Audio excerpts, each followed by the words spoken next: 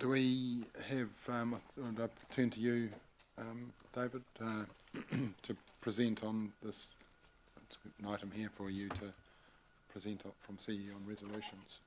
Not sure whether you want to say anything or we move into the first item.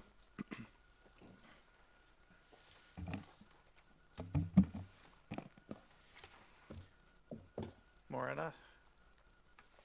Morning. So we have circulated both the electronic and hard copy schedules of all of the alternative motions that have been submitted to me by you all. As you know, officers spent a bit of time yesterday just running through to make sure your resolutions are worded in a way that they form an actual sound resolution and can stand on their own when they're adopted. We don't believe that we have changed the intent of any of your alternative motions, but feel free as we go through today, if the wording that officers have put together on your behalf isn't quite what you want, then we can take a small break, work on work on the wording to get it to your satisfaction, and then we can proceed from there.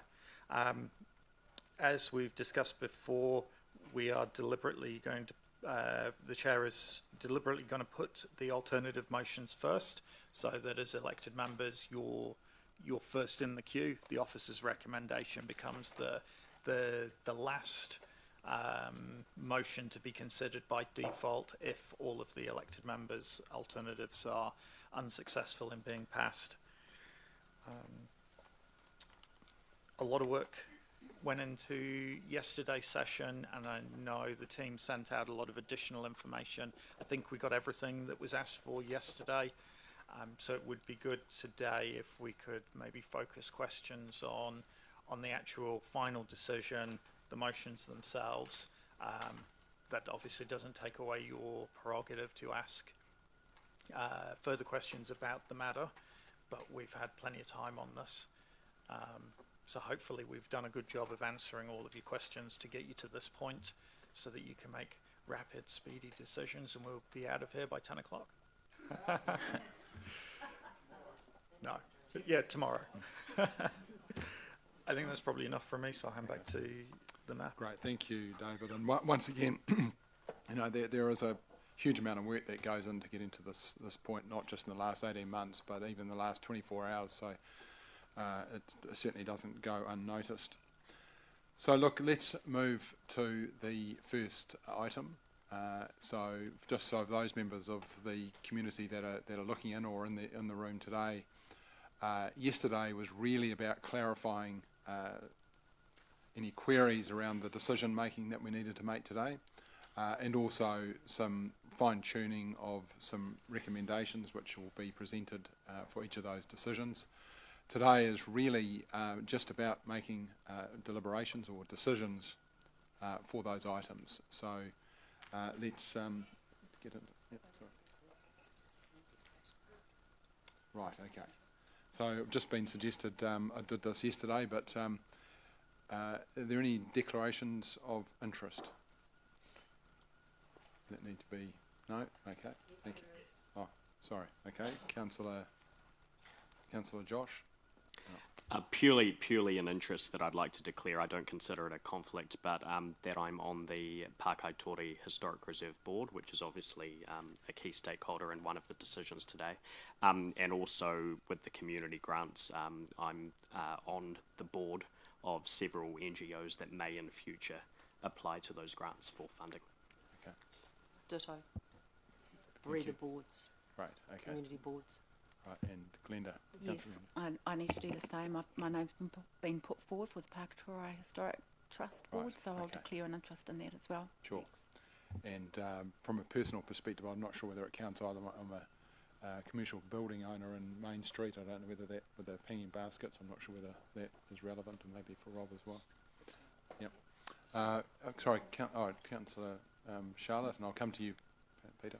Not a conflict, but there is a motion for the Youth Council, and I'm appointed on the Youth Council.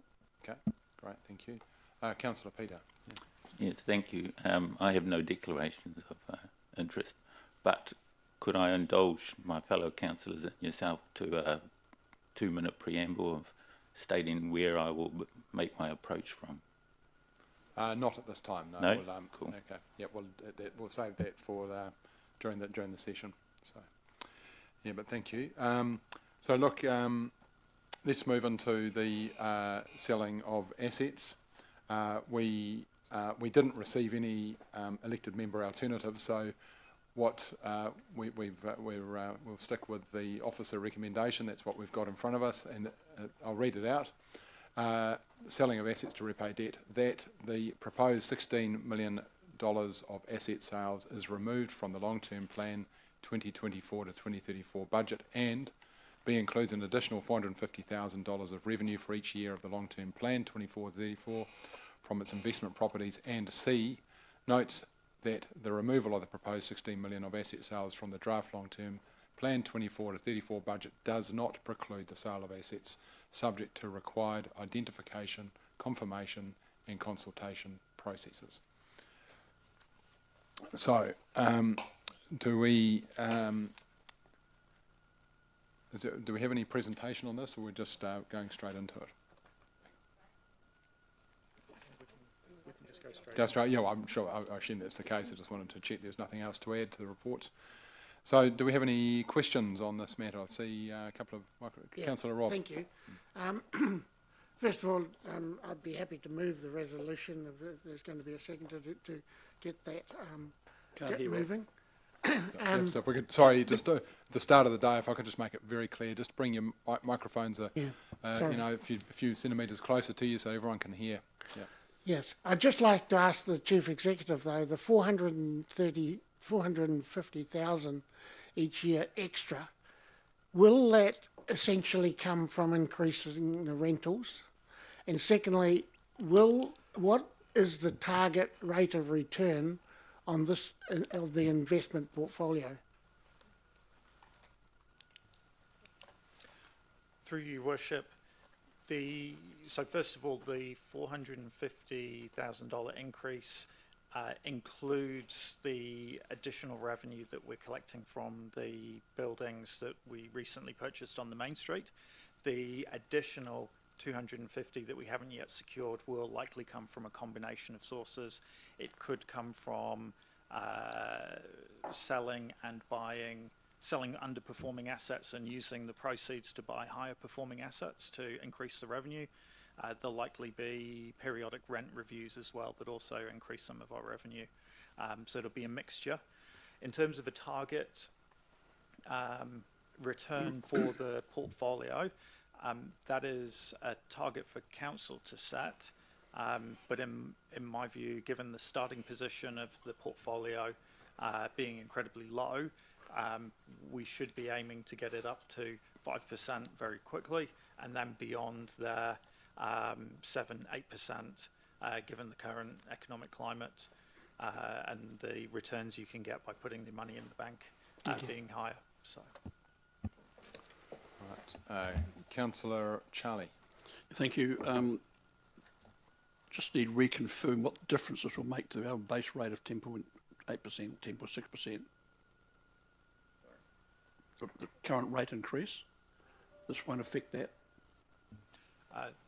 Through your worship, no. The reason the target has been set is that it offsets the rating impact of removing the asset sales. So this decision is effectively rating neutral. Okay. Councillor Kate. Thank you. Do we have a feel for whether audit would be happy with this change to the long-term plan? Certainly, I don't see any reason why audit would have any issue with this. If anything,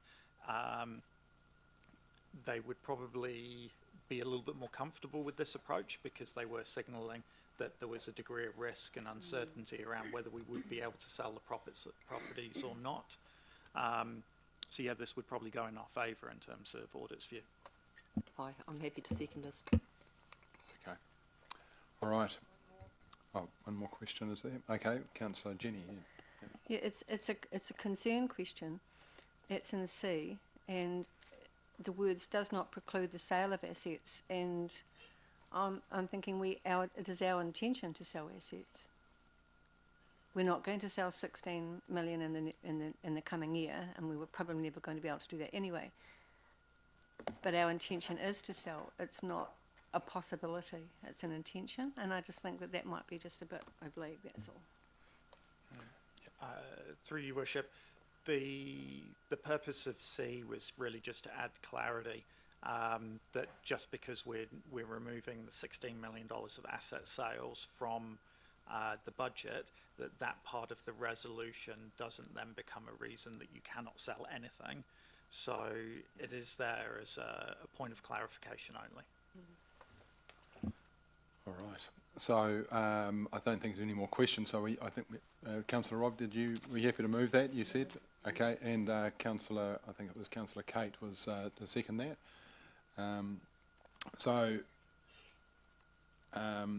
Do we have any comments on this item?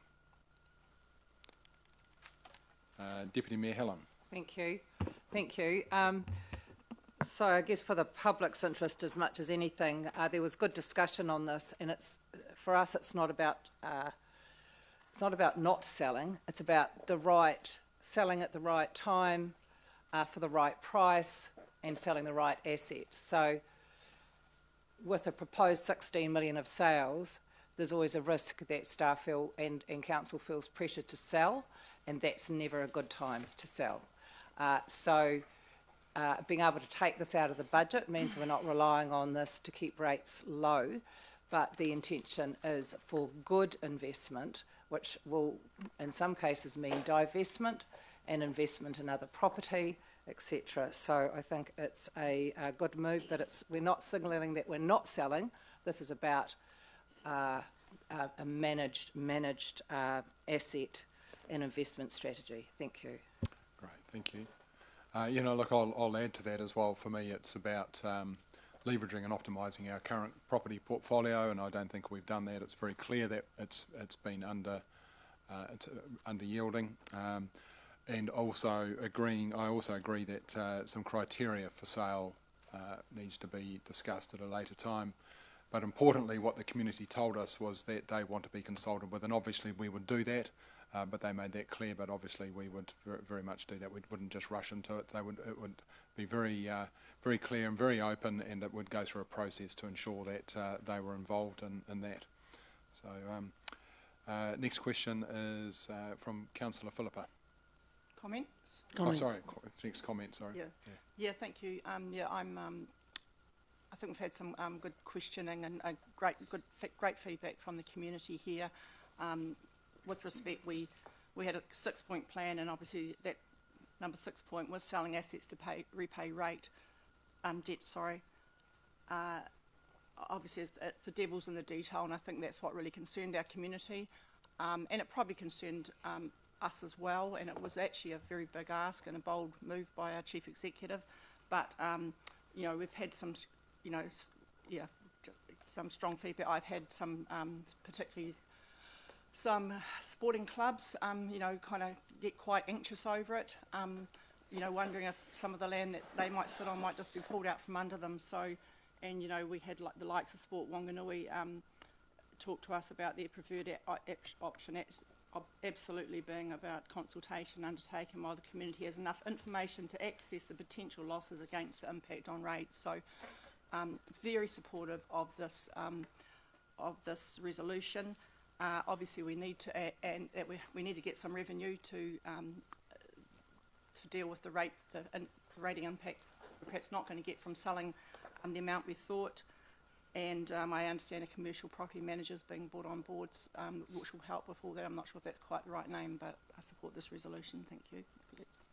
Thank you. Councillor Josh. Thank you. Yeah, not a huge amount to add from me really, but I just want to acknowledge that throughout the consultation period, a number of us, I think, heard from the community that it was difficult to answer this question because we were giving them a collective total of possible assets and asking for whether or not they agreed with the sale process.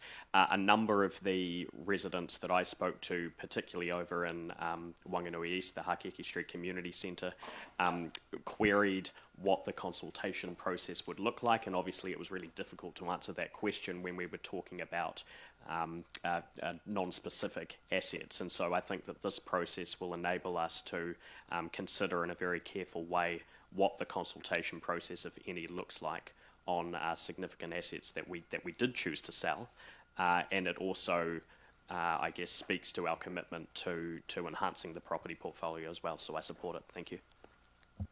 Great, thank you. Councillor Rob. Thank you. Yes, I just want to reiterate the community's views in the submission process. Although there was questions around which assets and which we couldn't answer, it's very clear that the community responded saying, yes, we want to sell some assets. And when you look at it, 62% favoured option one, to sell $16 million worth of assets, and only 16% said no assets to be sold. I think it's a very clear message that there's a mandate to go forward with this. I would say that probably one of the assets that might be on the agenda very early in this piece is the carbon credits. You know, there's a couple of $1 million there, and I think that will be one of the first cabs to be off the rank to be looked at. Thank you. Councillor Kate. Thank you. I agree with the previous speakers, but just to add that, yes, this is a go forward with a mandate to rationalise our assets with consultation, though, and that was a very clear message from the community. So I think this is a good place to land. I'd also like to add that through the discussion, I appreciated hearing that this is not to be confused with the community organisation rebate process, and that is not our intention to unfairly levy rental increases on community organisations that use council buildings. Yep, no, great, thank you. Look, there are no further comments, so I'll put the motion on the screen as I've already read out and as it's written. All those in favour? Aye. All those against? Motion is carried. Great. First decision, tick. Done. Well done. Thank you. Second item, the Davis Library. And the proposed resolution here is that the Davis Library is to close at 5 p.m. each weekday, 1 hour earlier than current, and at 3 p.m. on Saturdays, 2 hours earlier than current, from 1 July 2024. So we'll move to, is there any other additions to the report? I assume not, from council officers. Do we have any questions in relation to this matter? Councillor Rob? Yeah, this option is to add $10,000, I think, to the rating requirement. Could that be incorporated into this resolution, please? I think it's important. So to add, so you're looking to change the recommendation, is that correct? Well, to add, and that $10,000 be added to the draft budget, or whatever the words that the Chief Executive might come up with. So, through you, Worship, because this is the officer recommendation, the additional $10,000 is already in the budget. If you wanted to, you could add a subpart B that notes that the additional $10,000 has already been added to the budget. Yeah, and note that an additional $10,000 has been added to the budget. Okay. All right. Okay. So are you happy with that as it is? Do we need to?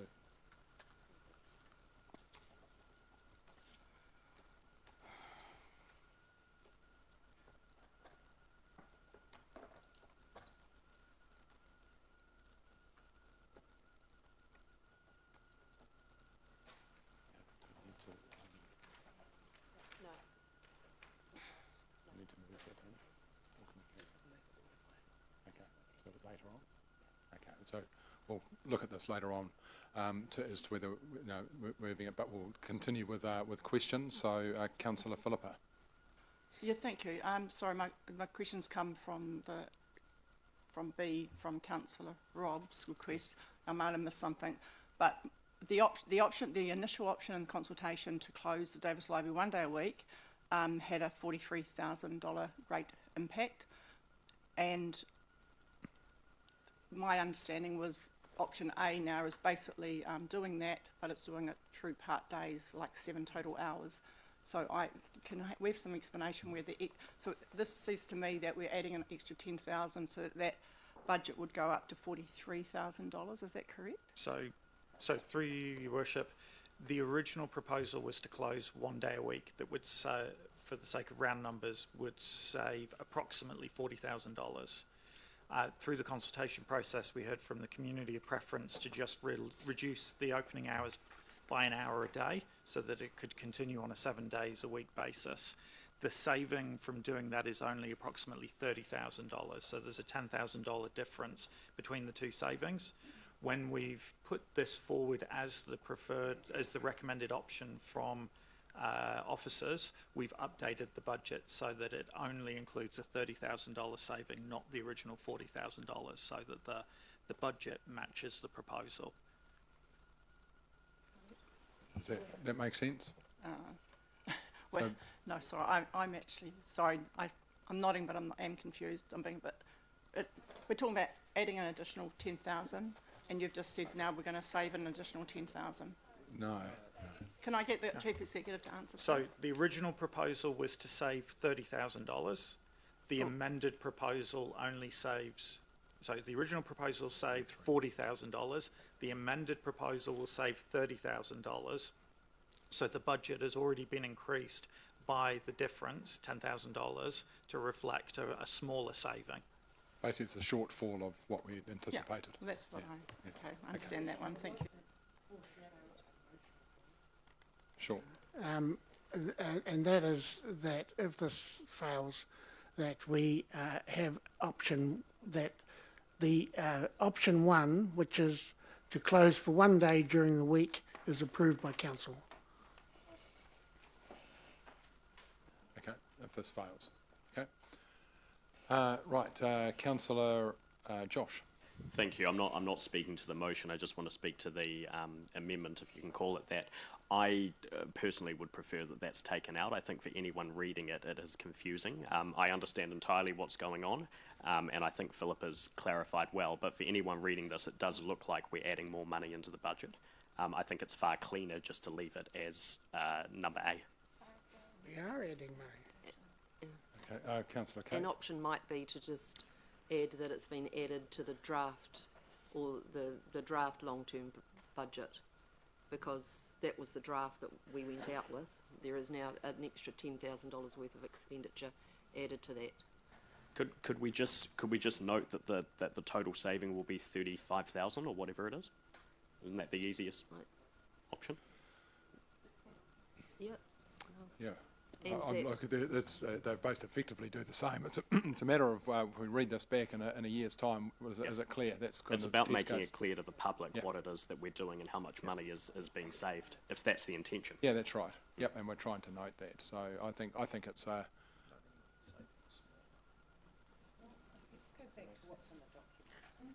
it's that the total saving of this initiative is $33,000. yes. Okay, that's good. Yeah, I think that's clearer.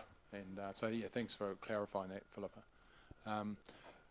Looking to seek that clarification. So and I think Rob, you're on the right track. I think let's get this right so that we read this back in time to come. We're all clear about it. So. For real clarity, could whatever that's going, could it say is 33,000? Well, option 1 of the original option 1, preferred option 1, 33,000. I don't know. Just look, people won't know what option 1 is then. So Yeah, I think yeah, we just stick yeah. to notes that the total saving for the Davis Library is $33,000 per annum. Whatever. Add it to A and notes, or like it is B. Remove B and maybe we just have it an NB at. Yep. Okay. All right. So we're all happy with that. Okay. And I see. Councillor Rob, you've still got your microphone on. Councillor Charlotte. I would like to foreshadow another motion if the first two fail, which is to maintain the hours as they are. Is that similar to Councillor Rob's? No, it's the opposite. Okay, it's the opposite, right, okay. Oh, to close, and yours is to, okay, right. Well, let's see how we go with this one. Councillor Rob was first cab off the rank, so we'll cover his if we need to, and then we'll go to yours, Councillor Charlotte. So, there are no further questions here, so do we have any comments on this item? I'm assuming we do. Okay. Okay, you happy to move it, Councillor Kate? I'm still going to give opportunity for comments. Okay, do I have a seconder though? Councillor Jen? All right. Okay. Right, Councillor Charlotte. Thank you, and thank you to all the staff that have done work on this and spoken to those that this matters to, and adjusting the recommendation. Yeah, I think, libraries have been a safe space for our community and for communities for centuries, and a place of learning. Our library is very well used and loved by many, and I see that closing at 5 p.m. will unfairly impact those that can't get there during business hours. So I will not be supporting this recommendation. Okay. Great. So Deputy Mayor Helen. Yeah, thank you. I reluctantly support this. We do need to find savings, and there's only one way to do that, and that's cut services. I am surprised at the feedback from the community because I thought that the library would be the hold all that they didn't want cut at all, because it is our one free access real community space for youth and for disadvantaged and anybody, and it is used a lot for that. And worldwide, libraries are seen as a very important community space and going that way more and more. But we are in hard times. I think what I'd be very interested in is over the year, and when we go into the next annual plan, perhaps feedback from the community about the impact that this might have had on them, to see if we are looking to perhaps reinstate the hours. So it'll be a bit of an experiment, I suppose. One of the things I'd also note that we are saving $100,000 a year by reducing the amount of books we are buying. Okay, so that's also in this year, this coming year and the following year, and after that we're going up by 150,000, because you cannot keep that low figure and still maintain a decent library service. And I think, based on statistics around New Zealand, we're actually very low on the amount of dollars we spend on our books, and that means across all types of things, from magazines, etc., etc. So this is a significant saving, the 100,000 plus this 33,000, and very much look forward to the community feeding back over the year, so perhaps we revise things next year. Thank you. Thank you. Councillor Josh.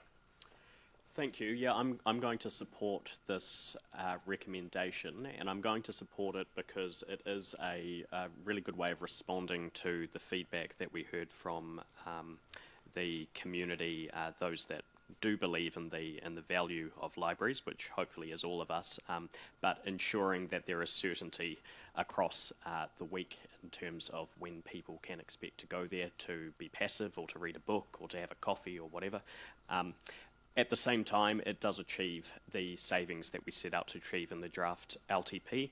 And also, just from personal experience, last year I spent a lot of time at the Davis Library studying and doing work, often until 6 o'clock, and it was incredibly quiet at that time too.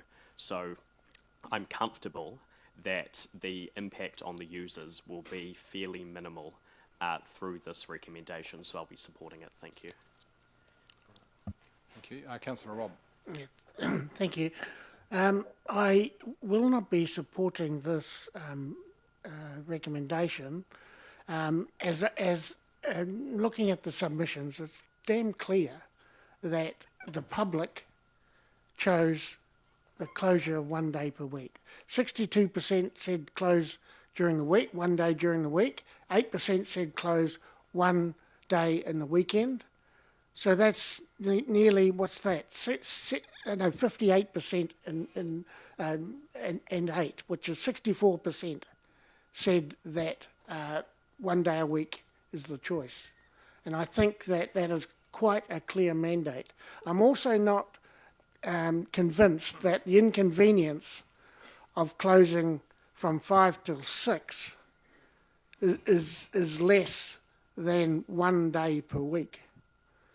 And, I mean, it's very common around the world.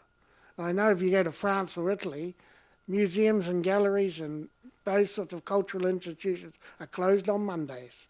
You know, and I don't believe that it is a hardship in the longer term to close 1 day during the week, and it certainly makes a difference to the roster. I'm impressed to see that there's still a $33,000 saving, because that is the most important thing. But I would prefer to have the option 2, which was to close 1 day during the week. Okay.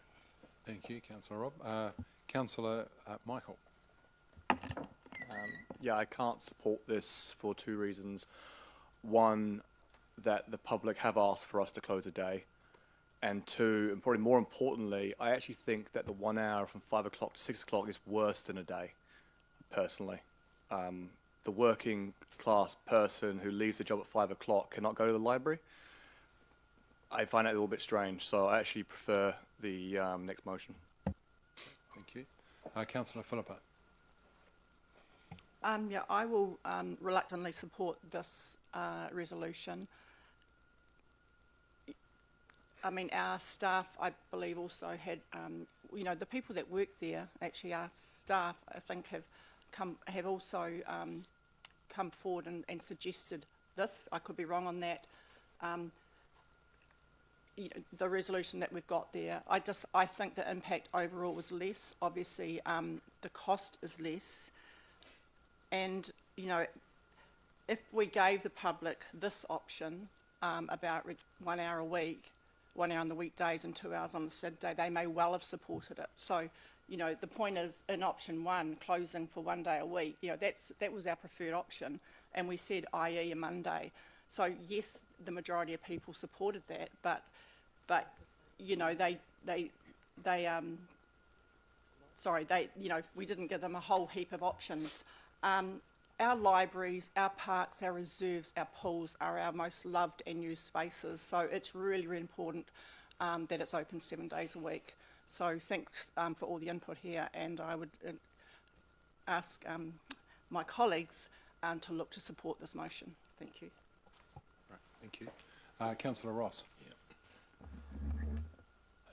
I'm going to reluctantly support it because when we went to the public, we gave them options. This option popped up yesterday. It's important that the library is open every single day or every single opportunity we've got. If we shorten it by 1 hour and we put that in the consultation document at that time, which was not in our awareness at the time, my gut feeling is the public would have gone for this one. But because they had what they had, which was 1 day, the support was there. So on behalf of the public that I'm not aware of, I think this is a better way to go, but I'm just reluctant that we weren't quite aware of this option earlier. But it is what it is, so I'll support it. Right. Councillor Glenda. Thank you. I think we've landed in quite a good place, actually, and just to note that, yes, the graph did show that there was a big support for having 1 day closing, but as to Councillor Philippa's comment, that was a question. So that's what was answered. So there was quite a bit of comment in the other section that we suggested closing each day for an hour or so. And I think that this hopefully covers everybody that has options. So for those who work during the week, we'll be able to get there on Saturday. So I think this is quite a good place where we've landed. And change is always going to be hard for some people to have a behaviour change, but I'm fairly confident that this is a good place to be. Thank you. I am supporting it. Great, thank you. Yeah, look, I've got a view on this as well. Look, across the whole, all of these decisions, I've got my own decision-making criteria. I'm sure all of you have as well. And the first one is ensuring that we do the basics well, like infrastructure, and that we need to make, that's the foundational aspect. The other one is around ensuring we maintain Wanganui identity, and the third one for me is around community cohesion. And this one here very much fits into that category. So anything that helps us become a more cohesive community and has we have community facilities that help to serve that, I think is really important. And so this option wasn't provided to our community, but to Councillor Ross's point, I think if it had been, it would have been a really well received option. And I think it's as I said, pragmatic approach to saving some money, but ensuring that the facility's open every day of the week. So I'm supportive of this motion. I'm just wondering whether Councillor Kate, as a mover of this, you'd like to talk to it. You don't need to, but I think we're going in the right direction. Yep. Okay. Great. All right. So no further comments. So I'll put the motion on the screen. That the council, the Davis Library is closed at 5 p.m. each weekday, 1 hour earlier than current, and at 3 p.m. on Saturdays, 2 hours earlier than current from 1 July 2024. And B, notes that the total saving for the Davis Library is $33,000 per annum. At the risk of being annoying and being picky, that as Councillor Helen pointed out, it's not the total saving from the Davis Library. It is the saving from the change in hours. Okay. You know, and if we're going back to that point of being able to read these resolutions on their own and kind of get the nub of the truth, I would just recommend that we amend that to the savings from change in hours, perhaps. Okay. Just to add a little bit of clarity. Yeah, I think that's a really good point. And the issue about putting these up at the time is that we, you know, it'd be good to take some time to consider them properly. So, so it's worthwhile getting this right. So notes that the total saving from the change in hours for the Davis Library is $33,000 per annum. Oh, that'll do. Opening hours.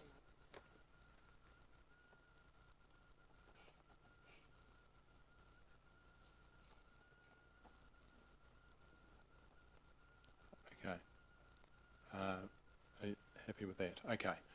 So, I'll read out B again, just so we're all clear. So B notes that the total saving from the change in opening hours for the Davis Library is $33,000 per annum.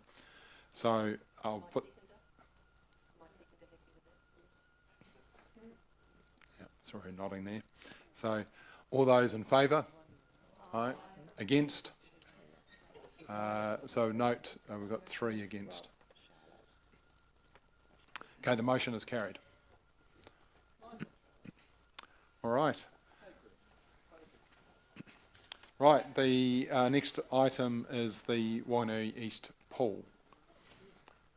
Obviously, this has been one of our major topics over the last little while. So, and we do have an officer recommendation, but we also have 3 other councillor proposed resolutions.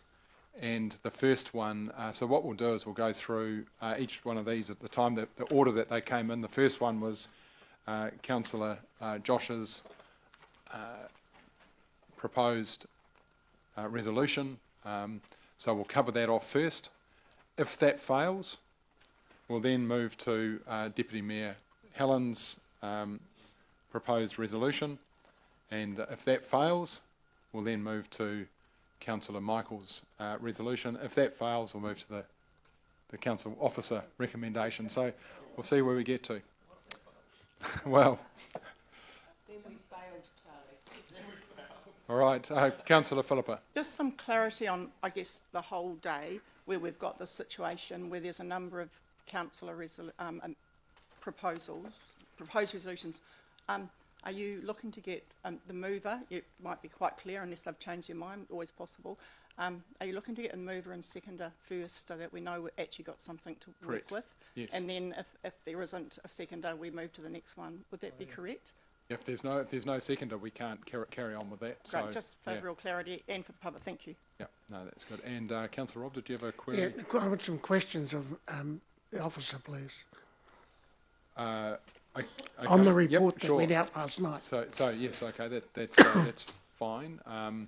So we'll have questions first, but I want to put the motion on the screen before we do that, if that's okay. We're just wondering. Well, I think the questions are relevant to. Yeah, so we've got Councillor Josh's motion first. So usually that's what we would do: put the motion first, and then we have questions. Well, I Can believe... I just, sorry, before you do, I just want to get, Anna, can I just have your assistance first? We're going to take the motions in the order they were given Rob's yesterday. saying he wants a question before we put the motion up. And that's, what is the question? It's about the actual issue, yeah. the motion. Okay, if it's about Okay. the issue. Okay, right, sorry, Rob, yes, carry on. yeah, right. So last night, Marianne sent out a breakdown of the potential costs for operating next summer, and 360,000 has been added to the resolution put forward by Deputy Mayor Helen. Now, that 360,000, the resolution from Councillor Helen is that the minimum amount for staff costs and for maintenance. In that budget, there is 140,000 for budgets for maintenance, such as painting the pools, I believe repairs to the roof of the changing sheds. There's 140,000 there. So first of all, I'd like to ask you, why do you consider that it is essential to spend $140,000 on what is essentially long-term maintenance?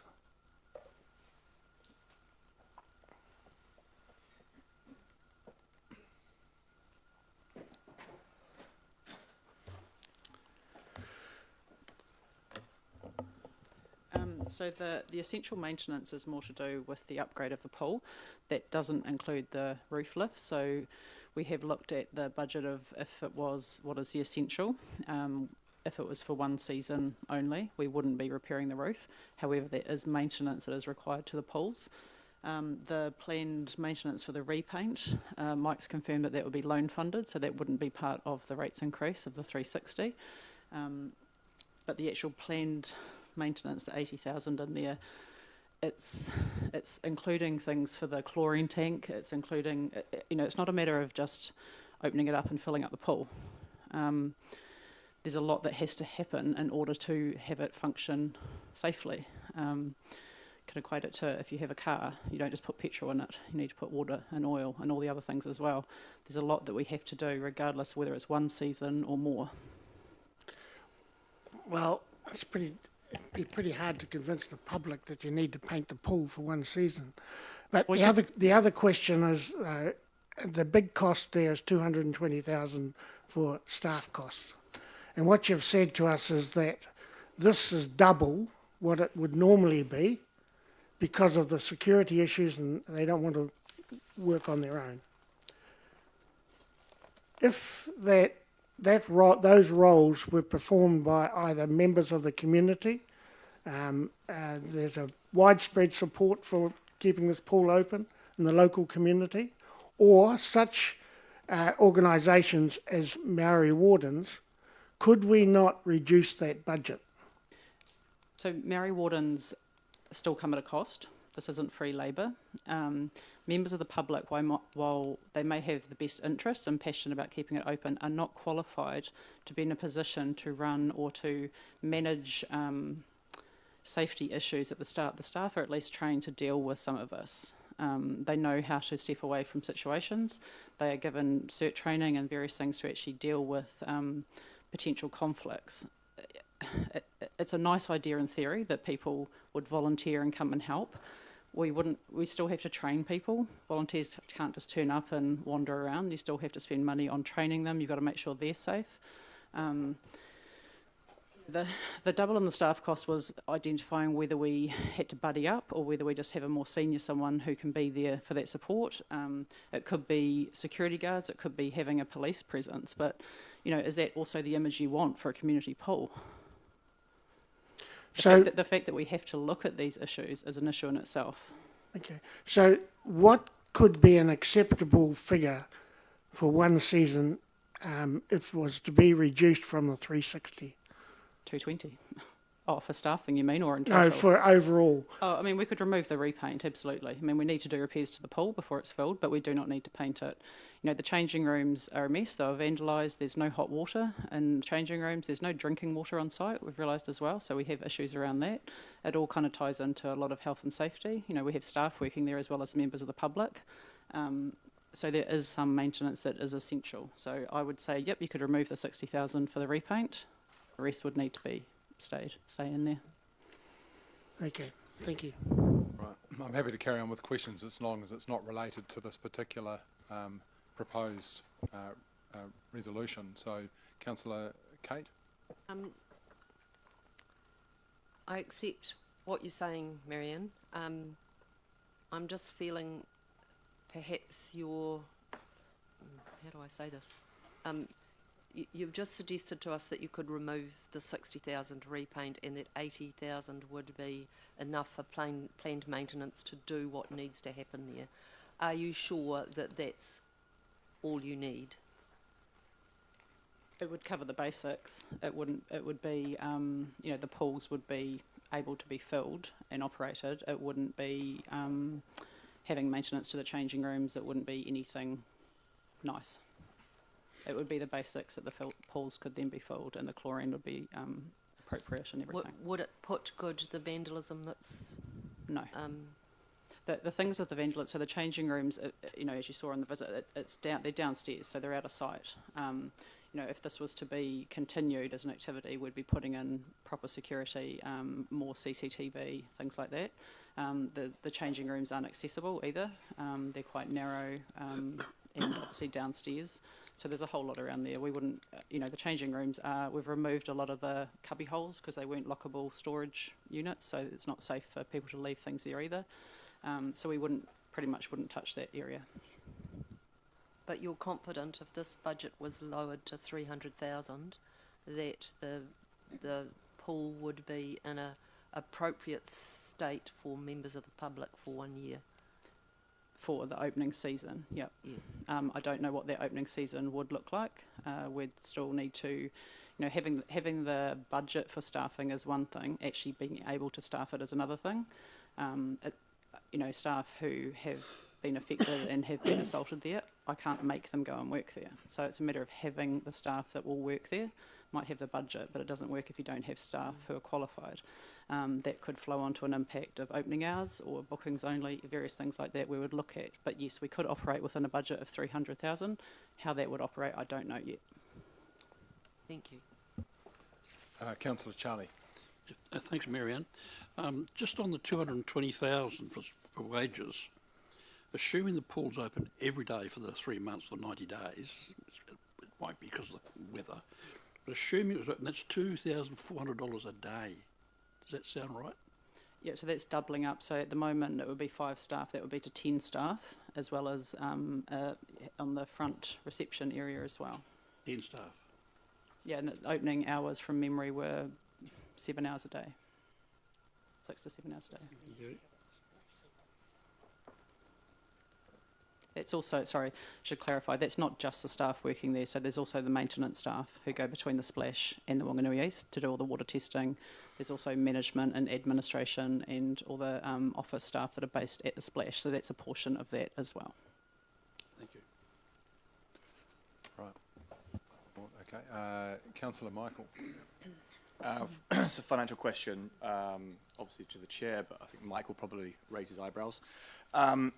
With the 60,000, 80,000 OPEX spending, because it's obviously maintenance, if there was a circa CapEx project initiated around $2 million, would the 60 and 80,000 then be capitalised under the project?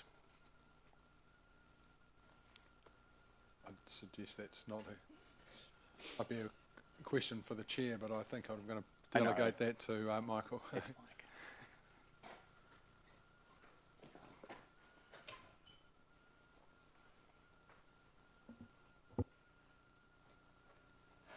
Andrew. I think where you're coming from here is the difference between loan funding and rate funding expenditure.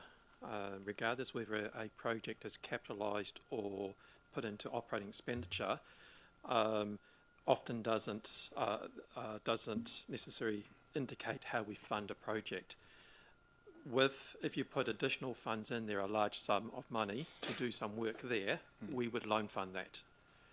The reason we're would loan fund the $60,000 paint is that happens every 3 years. So we loan fund it and pay $20,000 every year.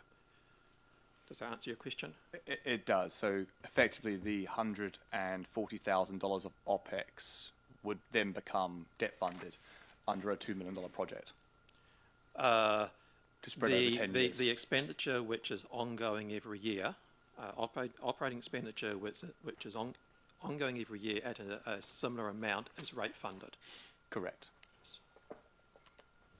You're agreeing with me? Yes. Yes, good. Okay, Deputy Mayor Helen. Yeah, thank you. Through the chair, if we assume annual operating expenses of 300,000, what increase in the rates are we going to have to put on, because it's not currently in the budget? It's 0.4%, just a little bit more than that. So you're going from the existing 10.8 up to 11.2. Thank you. Councillor Ross. One question. Regardless of whatever resolutions are in front of us that may or may not come to pass,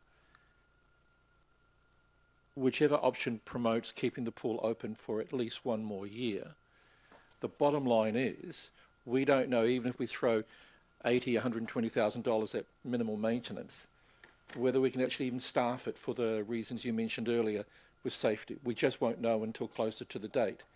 So all that money could go in, staff may refuse, and we can't open the pool. Is that correct?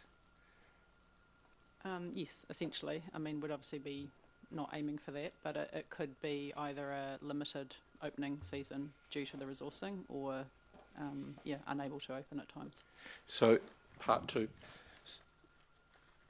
So, in theory, if the pool could be opened, say, from 12 till 3 or 1 till 4, with reduced staff who are willing to work there and be buddied up, that's still an unknown until we get closer. Yes, absolutely. Thank you.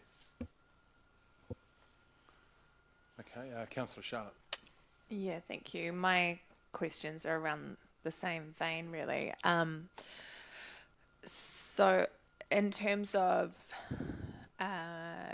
consideration of staffing budget, does that, I assume that would require significant training between now and then to build up enough staff to double the staff at Wanganui East. So does that budget include that period of time that would require to bolster staff numbers? So it's not necessarily about bolstering the numbers. So in an ideal situation, it would just be a matter of having the staff that could be doubled up. So at the moment, we have enough staff. We have set rosters and groups that work together. So it'd be having them go from the Splash over there rather than just having the minimum numbers at Wanganui East. So it'd be an additional cost over the time that Wanganui East was open. It's not so much having extra people; it's just having the people that can go and work there. So one of the things we put in place is that we'd only use seasoned lifeguards. So when we do, we're always recruiting because that's a high turnover. When we're recruiting for the new lifeguards, they're training, if it's their first season or first time working during the year, they wouldn't go to Wanganui East because you need to be seasoned and understand. And it's a different environment outside as well. It is a completely different situation regardless of all the other issues. So it is a matter of, yes, having enough resourcing that we can have them qualified and trained and be available as well. Thank you. Councillor Jenny. Thank you. You spoke before about the number of staff required, but that a number of them are an allocation from the splash centre, i.e. management, water quality, etc., etc. If the splash was to close, those costs would go back to the splash. Would there be a consequential... If the Wanganui East pool closes, sorry, I don't know what I said. If the Wanganui East pool closes, would those costs then go back to splash? And if so, would there be a reduction in splash staff as a consequence? No, I mean the when I say a portion of it is attributed, so when we have a administrator that is based at Wanganui East who does all the cashiering at the front, they go there as a fixed term. So they're not additional staff, but they're absorbed back into splash. So when the weather's closed, for example, the weather's bad and the pool closes for that day, the staff get rostered back onto splash where appropriate. So there is some cost savings. It's not a matter of we only hire people for the season. The water testing is done by our maintenance team. They go back and forth between the pools, so they always have work to do at the splash anyway. It's not a matter of if they're not doing the Wanganui East. It just means that period of time, those 3 months, not pull between the two pools. There is an allocation from the pool's budget in general to Wanganui East that will remain completely with splash if the Wanganui East pool is closed, so there won't be, all the savings won't be realised. No, the savings there. So the savings, sorry, at the table that was sent around with the breakdown of cost, that is what the savings would be if it closed. Okay. Deputy. Oh, okay. David. Yeah, through your worship, because I can see Councillor Jenny looking at me with a frown on her face. I think what Marianne's trying to explain is when we've worked out the savings, any shared resource that splits its cost between the two, if it goes back to the splash on a full-time basis, that's already been factored into the saving estimate through the adjustments to the rosters and everything else that that the management team would make there. So if it's not in the budget, it doesn't mean to. If this Wanganui East pool closes, we don't need to move some of that apportionment back to the splash and put that budget up. It's already been factored in.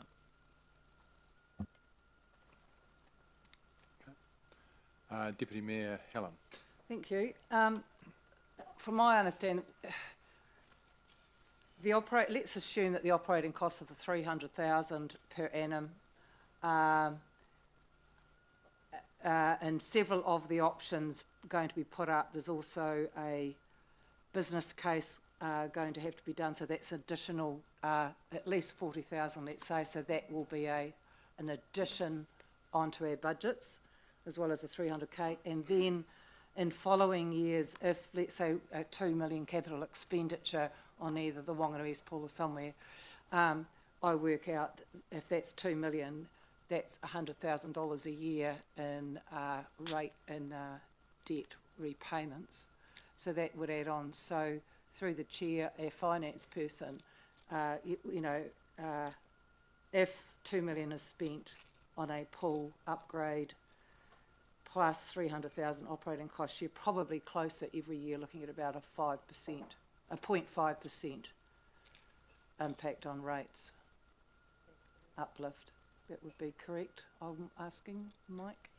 Probably a bit more than that. I'm just wanting to make sure we understand all the costs if we were to vote for some of these options.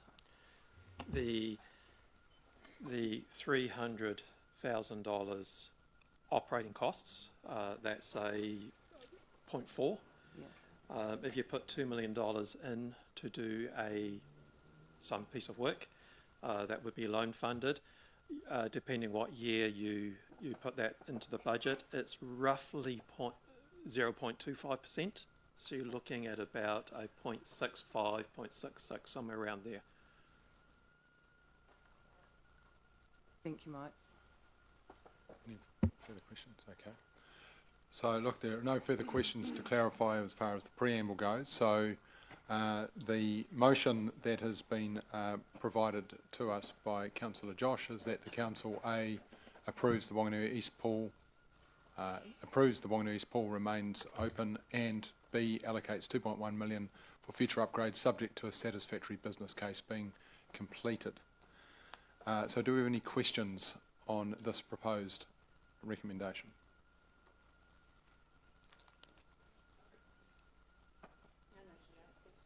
You have to put them up. Can- You need a second. Do we need, I think we do questions, then we do the... No, you don't even know it's a live motion until you've got a second. Okay, so we'll have obviously Josh has moved it, so do we have a seconder, Councillor Charlie? So questions? Deputy Mayor Helen. Thank you.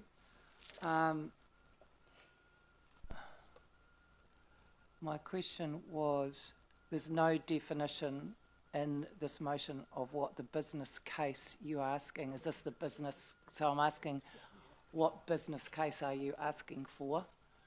And have you put a budget against that? Have you considered a budget for that?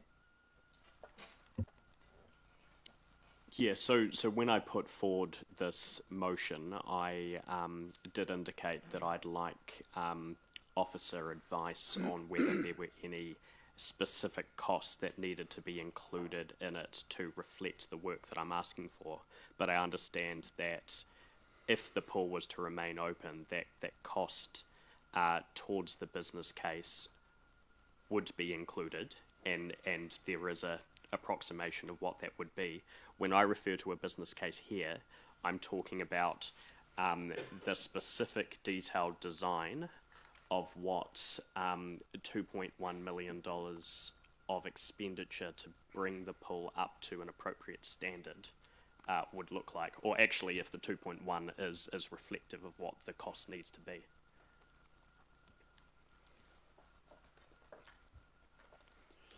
So it's business case and detailed design to reflect the long-term expenditure that needs to be in place to keep the pool open long-term.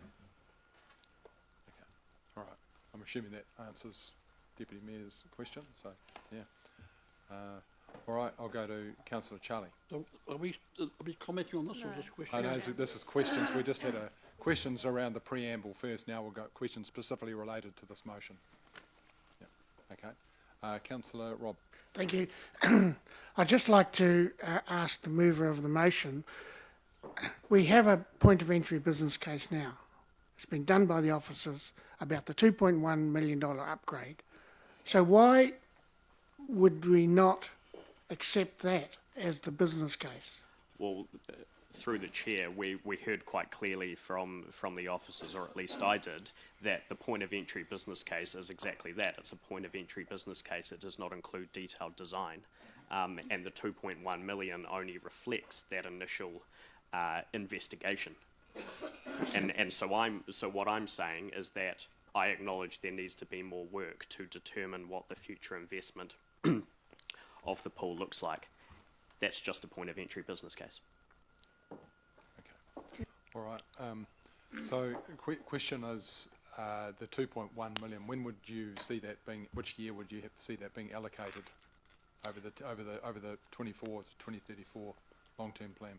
I'm happy to take officer advice on that. I want this resolution is about putting the money in the budget to ensure that the business case / detailed design can be undertaken to do the full investment. Now, how long that would take and when the most appropriate year is to put the CapEx in, happy to take advice on it. Okay. Right. Thank you. Councillor Charlotte. Thank you. My question is, I might actually need Maz for this. It's around the hydro slide that exists now. My question is, considering the report that I'm looking at from 10 years ago saying that it had 5 years life left in it, so would the hydro slide need to be replaced?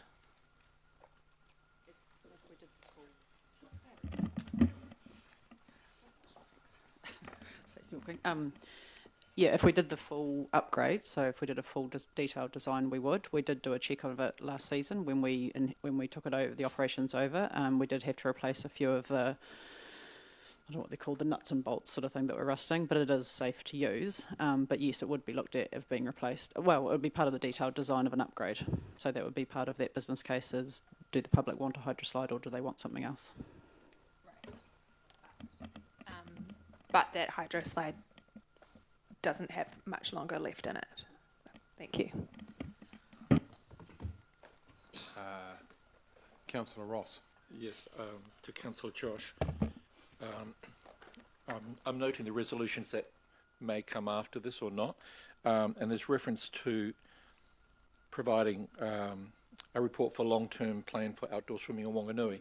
In your resolution, the 2.1 million Part B is purely about the Wanganui East pool. So my question is, why did you go down that path as opposed to a wider long-term plan for outdoor swimming in Wanganui in general? That's quite straightforward. For me, I want this decision to be about the Wanganui East pool specifically, so my recommendation only reflects a decision on the Wanganui East pool and the future of that pool as a facility operated by this council. So it deliberately does not go any further.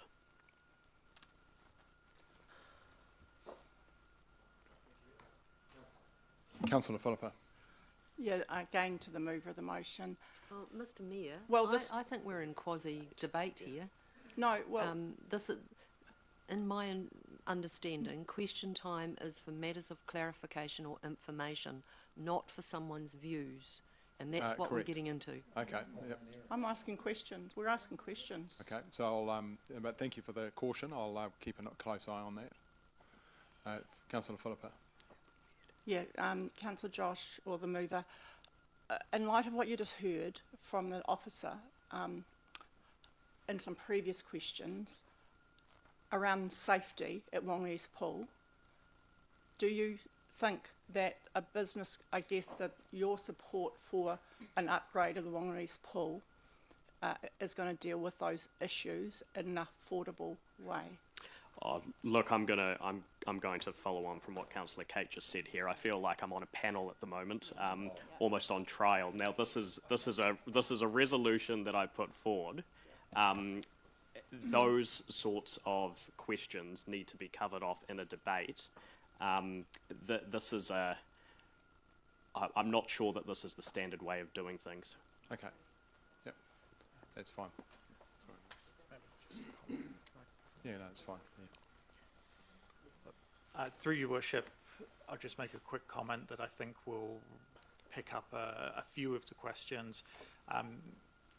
Absolutely, a detailed business case is required, and the point of entry business case is not sufficient in the degree of detail it provides for you to make a $2 million plus investment into this facility. The purpose of the detailed business case will be to answer some of the questions that you are now posing, and I don't think any elected member around the table would be in a position to answer them because neither are officers, which is why you need to do the business case first. Okay, thank you. Yeah, look, the question should relate directly to clarifying what's up there, and to me it's pretty simple, what it says. So it's in simple English. So I think hopefully we've exhausted any further questions for Councillor Josh. So, in that in mind, we have so no further. So we move. So I've got a mover, which is Councillor Josh. We've got a seconder, which is Councillor Charlie. So we're going to move to comments. So you've got your microphone on, Councillor Josh. Yeah, thank you. So I'll just elaborate on some of the things that I've already mentioned during question time. What this recommendation does is it's a very clear decision that is decisive and gives clarity to the community about the future of the Wanganui East pool. What I'm conscious of is that we have a number of alternative motions on the table today that talk about keeping the pool open for one more year and doing an analysis of the future of outdoor swimming, the provision of recreational swimming and so on. All very good conversations to have, but the reality is that we went out for community consultation during this long-term plan, and we asked the community about the future of the Wanganui East pools. So what my recommendation does is it makes a decision on the future of the Wanganui East pool, and it gives certainty, which I think is what the community expects of us after such an engaged consultation process. If we kick the can down the road, so to speak, we will be back here in a year's time, probably debating the issue again as part of an annual plan. And I do worry about the impact that this process of decision making would have on community engagement long term, where people choose to no longer engage because they know or they feel that the decision won't be made and it'll just be delayed further for a future decision. So I just want to put that on the table. That is why this recommendation is very clear and very specific, because I want the decision to be made today, and I encourage everyone to be decisive about it. In terms of the underlying philosophy for me around why I'm backing the Wanganui East pool to remain open, I referred back to the environmental scan that the officers completed as part of the preamble to this long-term plan process. And you look at the deprivation index in Wanganui, ranks from 1 to 10, 1 being the lowest level of deprivation and 10 being the highest. Wanganui East generally is ranked 9, and the Wembley Park area, which sits adjacent to the Wanganui East pool, is ranked 10.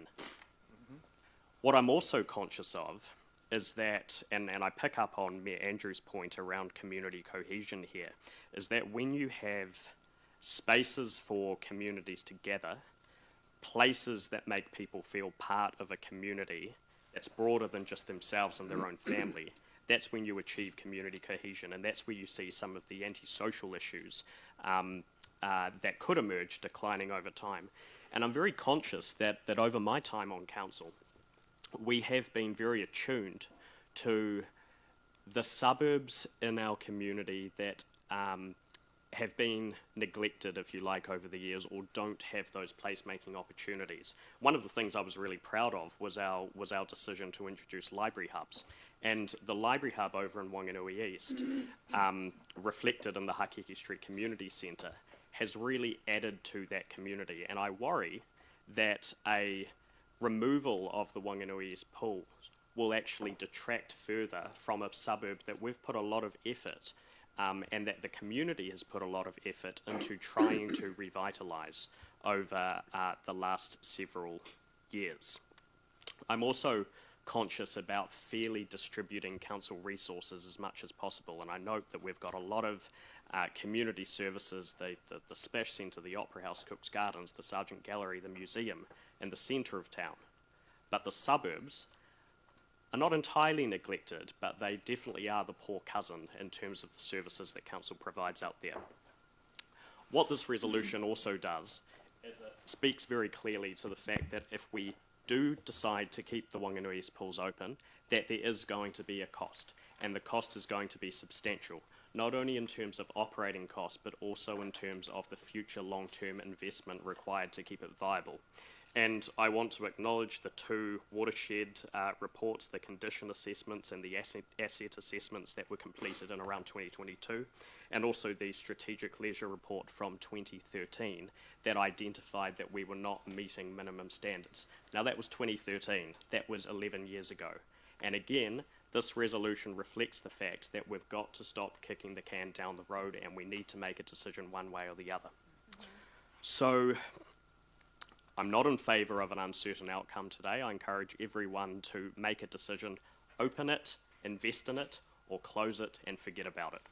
Those are our 2 issues. Those are our 2 decisions right now, in my view, that we should be making, and I encourage you to support this motion. Thank you.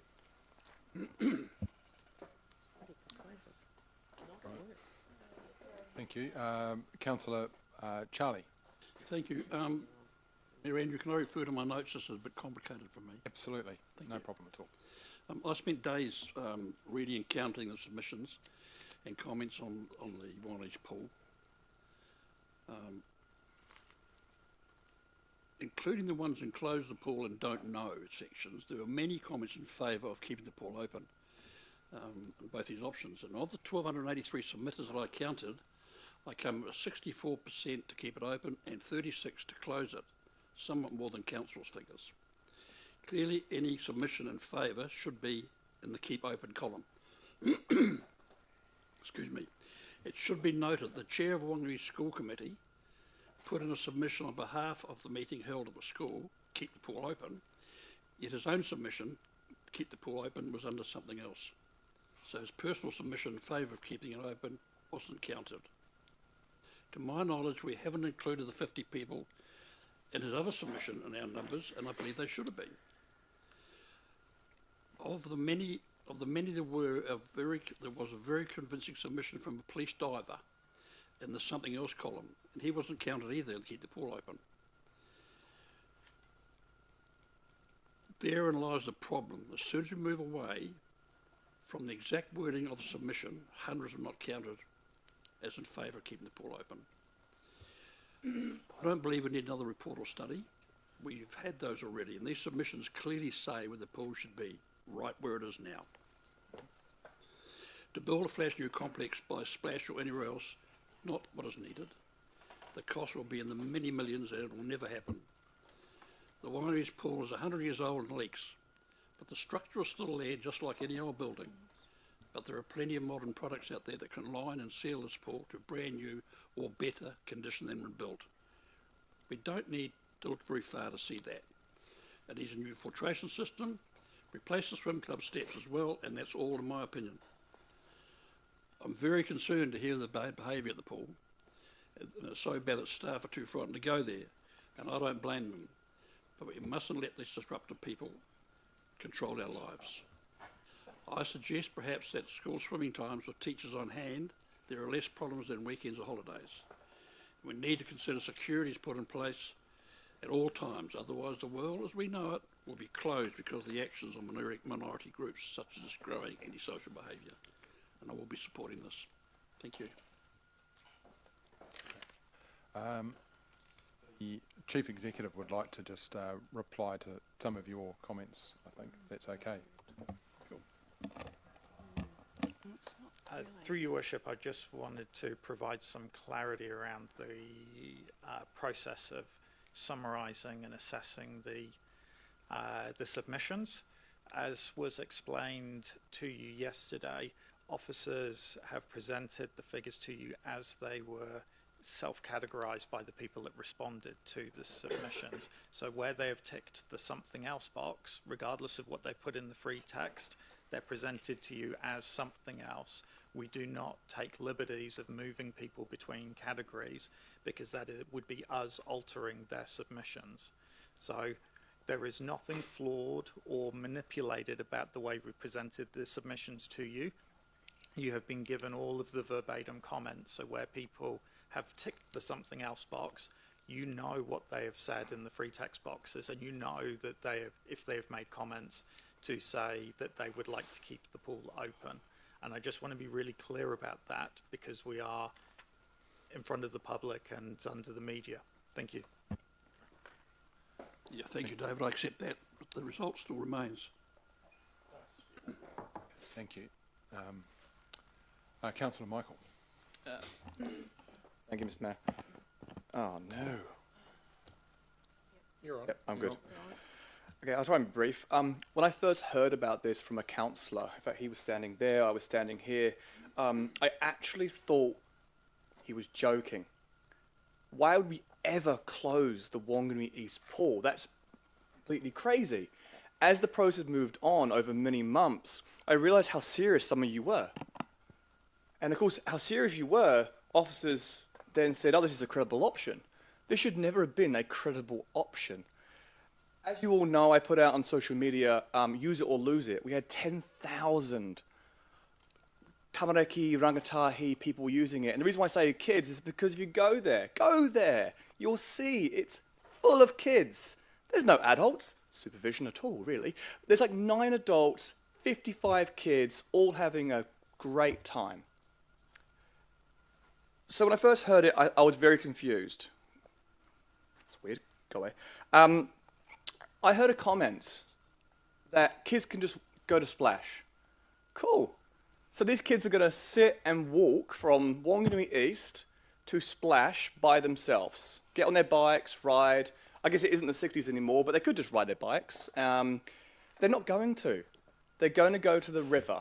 They're going to go to one of the councillors' houses who probably has a swimming pool themselves. They're going to go somewhere else. They're not going to go to Splash Centre, right? It's not going to happen. It's not the same feeling. And maybe we're not kids anymore, but we should know quite clearly that an outside pool, outside swimming, is different to the Splash Centre. It's a different experience.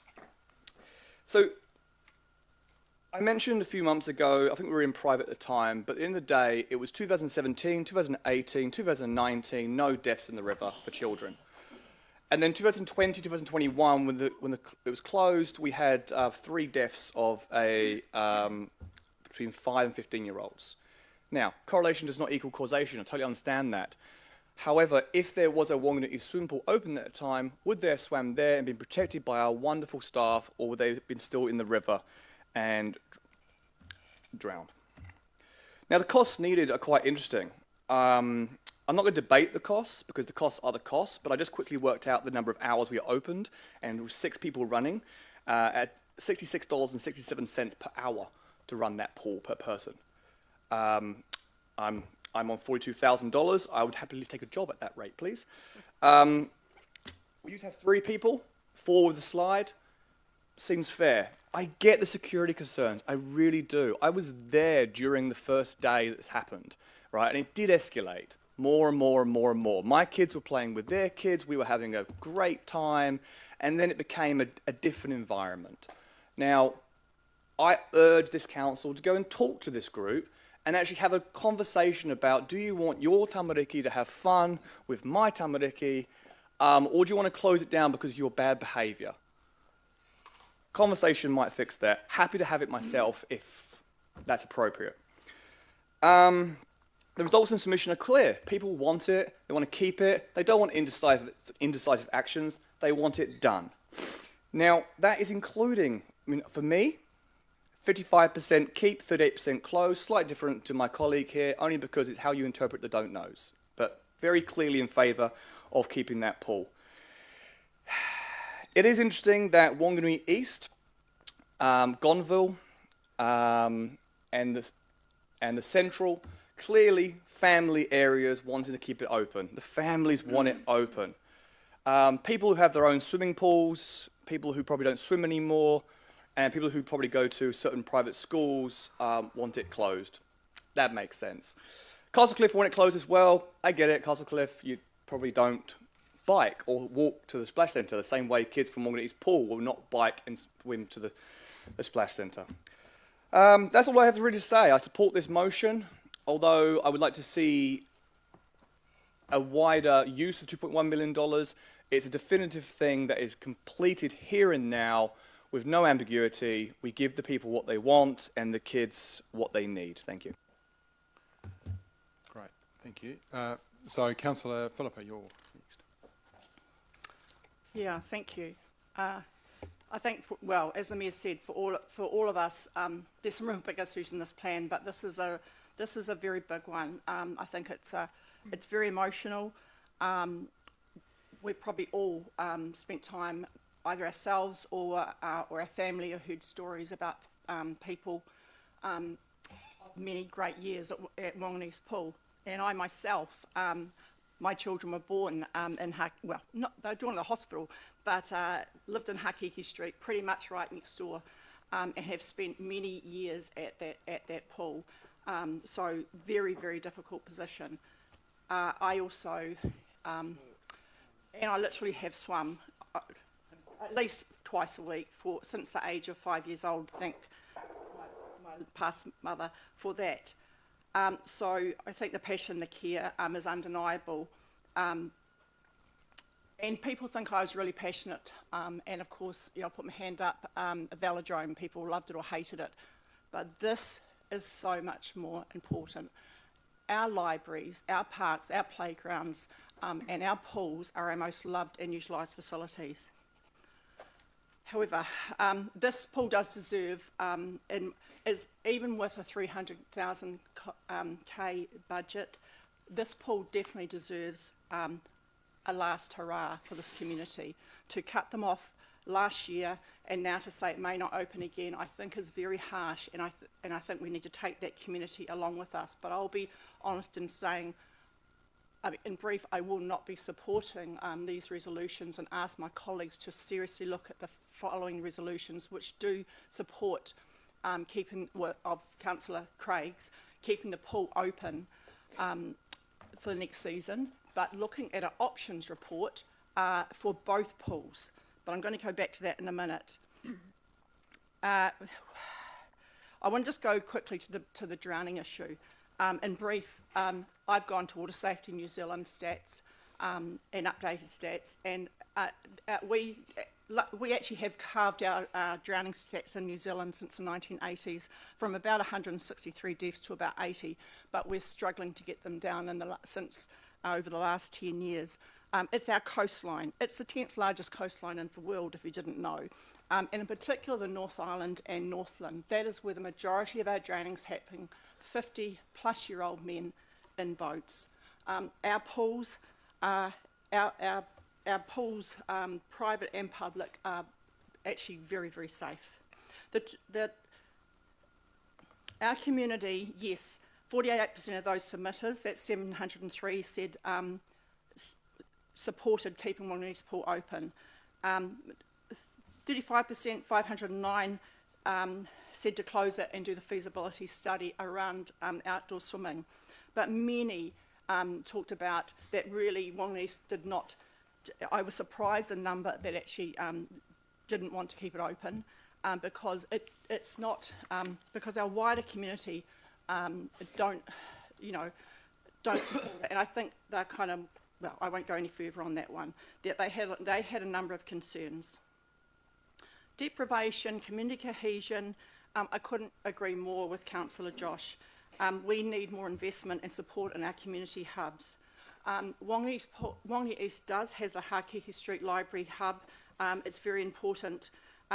Communities like Aramaho, Jury Hill, St John's even, and others don't have any hubs. We need to keep investing in the hubs we've got and further hubs, particularly for our youth. But does that mean we should reinvest in a pool that doesn't that in my view is always going to have safety issues? It's always going to have more cost issues than the splash centre. It's going to have accessibility issues for our whole wider community. I can, like I said, support 1 year keeping this pool, but we've got to be a progressive council. Money is tight. $2 million in any outdoor swimming facility is a lot of money, and I do support us looking at that, and I do believe we need to have that because people love pools, need pools, and our kids need to be safe. But that kind of money, we need to. 10 seconds left. Philippa. Yeah, we need to look at an option support for both pools. Please, I urge you, support Wanganui Pool open for a year, but please, we need to be progressive, and we need to look at an options report that will consider both pools, both options forward, not just one. Thank you. Thank you. Great. Right, Councillor Rob. Thank you, Your Worship. Yes, I certainly support keeping the Wanganui East Pool open, whether it's just for 1 year, that remains to be seen. The most important thing here is that I believe strongly that Wanganui, and the youth of Wanganui especially, deserve to have an outdoor swimming facility. And that facility is not necessarily best served by the 33 1/3 metre deep pool at Wanganui East and the rather inadequate facilities that are around it. Perhaps what is required as far as outdoor swimming is more of a water park, like the beautiful, wonderful one that's been done in New Plymouth at Kawarara Park. Like our kids go over to Palmerston North to go to the Lido. That's what they want.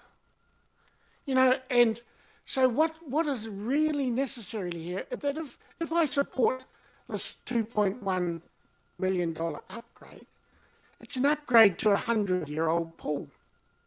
What's the design life going to be for that $2.1 million investment? If it's not at least 50 years, we're letting the community down. And I very much doubt whether any upgrade will give a design life increase of anywhere near that. Sure, we can line the pool and the person will give a 50-year guarantee on lining the pool, but there's the whole structure that's 100 years old, and it will remain 100 years old after the $2.1 million is spent on it. It may turn out to be the best option, but what we need is a comparative analysis with the other option, which is an extension of the splash centre. There's only two realistic options to evaluate here. What we need to evaluate is not only the cost, the capital cost, but we need to evaluate the operating cost between those two options. And then we need to also do some preliminary design work, some sketches that we can look at and see what we can do. I know the staff at the Splash Centre, for instance, have ideas about what could be done and what facilities are needed. They could be very helpful in this. We've got a business case here which can be expanded on. Maybe someone can give some designs there, but needs to come up with a comparative analysis with the other option before it goes ahead. And that's what Deputy Mayor Helen's resolution allows for. Thank you. Councillor Peter. Yes, thank you, and through the chair. I agree with Josh on many things, especially about we need a decisive decision, and also about the lack of proper facilities in Wanganui East. But this facility is well past its best before date. What we need is to provide our East Enders and our Aromaho people with something that could be really valuable and innovative, forward-thinking, and can be used for at least 12 months per year in all seasons. So I will be giving Josh his wish and having a decisive decision, and I will close the pool. Thank you. So next is, we've finished there, Peter. Councillor Glenda. Thank you. Yes, I won't be supporting this motion either. I acknowledge the social wellbeing, that is part of this discussion, and very much I'm thinking of the community as well that would be impacted by my thoughts around this.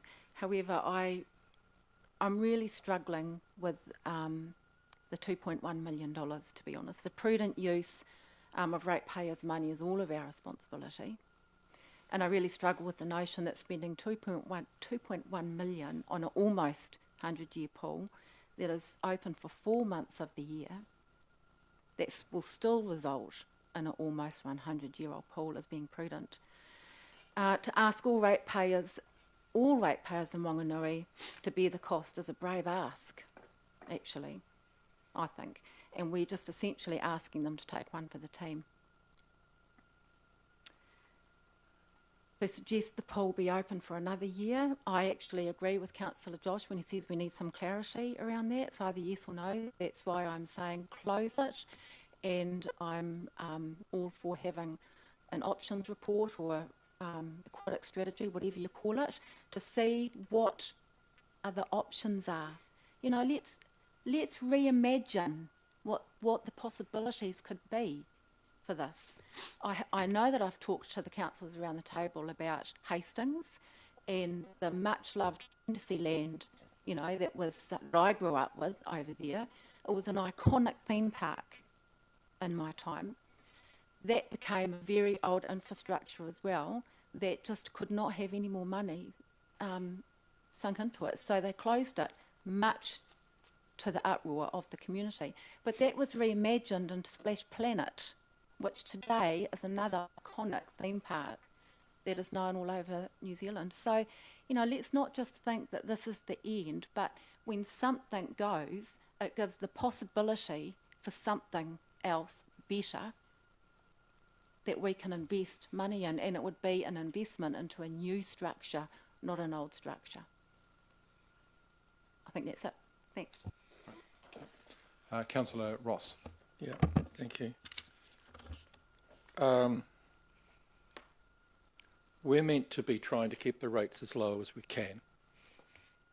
And so we were given a list, and the pool came up as one of those things that we could save X amount to keep the rates down, but also provide a report about its possible futures.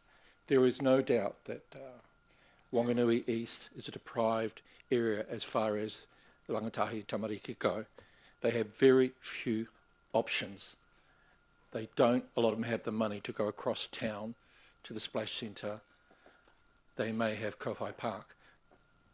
That has its own little set of stories. It is only open 12 to 13 weeks a year, subject to the weather as well, oddly enough. I have actually been in the pool once. There are lots of adults there, not just children. So I know it's important to adults to be with their children, or just adults on their own, whatever. I think with the other resolutions that are coming up, there is a resolution that has 8 parts to it, not 2 parts to it. It is extremely detailed and provides a pathway to the future.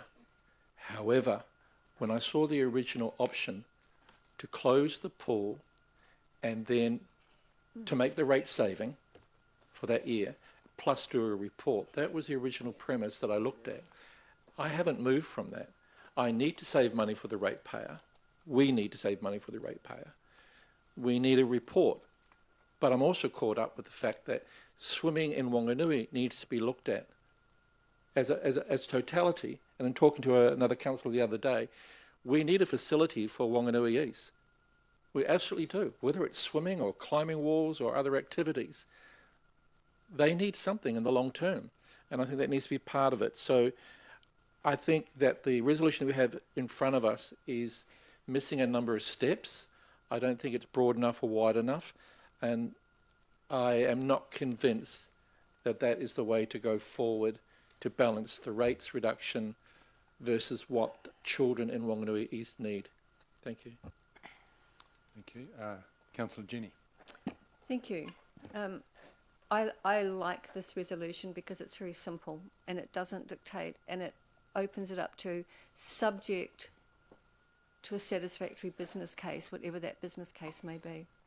So it's not restrictive in any way, and it isn't also presumptive that we're going to go ahead with this. It puts everything into a proper business case. If that works, then we go ahead. If it doesn't, we don't. It's quite simple. But the 3 closest communities to Wanganui spoke clearly during the submission period.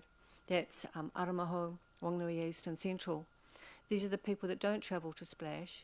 And when you live in deprived areas, you stay within your community. You don't travel outside your community as a general rule. So there's no way that the children from those areas are going to travel to Splash, not the ones who are going to the Wanganui East pool.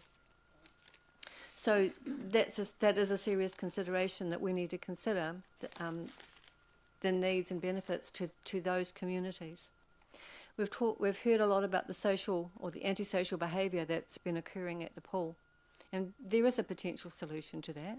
It was already mentioned by one of my colleagues, and we do need to deal with it. We actually need to be proactive and go and deal with that problem. We don't allow it to continue, and there is a solution. And I think that we should really look at it, because the very children of the people concerned are the ones who are going to miss out, and they're not going to want that. So I think we really need to investigate that. We also had some really excellent submissions during our spoken submissions during our submission period, and one in particular, the gentleman from Bullocks, I apologise, forget his name, but Willie, thank you. But it just tells me that our business community may well be prepared to step up and either contribute to aspects of any project or sponsor part of the project? Why are we not going to our community and asking our community to come forward and participate? Everything doesn't need to be ratepayer funded. That's not how things were done in the past, and it's certainly not how Wanganui was built. It was built by the community, either community groups or business owners, sorry. We need to go back to thinking like that, and we need to go to our community and say, hey, business community in particular, what are you prepared to do? Sponsor a part of the pool or participate in the rebuild of part of the pool? Why not? Also, centralisation. Now, we as a council don't like centralisation to Wellington. In fact, we abhor it. But we are doing exactly the same thing here by saying, hey, look, not all those kids can just go into the splash centre in the middle of town. Well, no, it just doesn't work like that. And it is not something that I want to put my name to. I mean, we strongly promote localism, but localism also goes back to communities. And we are growing communities. We're not growing the centre of town. And also with regards to the costs and the condition, the very comments about the condition of the Wanganui East pool tell me that it has gone through exactly the same processes that Castlecliff went through of long-term neglect, decades and decades of neglect by the council, who have not prioritised that community or that pool and done what has been required over time and enabled it to become into the state that it is in now. It should never have happened. So I'm very much in favour of this resolution for its simplicity, for the fact that it opens the door, but it also want to put people's minds to the possibilities of dealing with the social issues and getting partners to participate in resolving this. So thank you. Thank you. Councillor Charlotte. Thank you. I have struggled with this item more than any other item that we are discussing today. And I'm still struggling with it right up until this moment, right now, still struggling. It is absolutely true that the pool is in the state that it is, which is leading to this conversation because the can has been kicked down the road for decades. And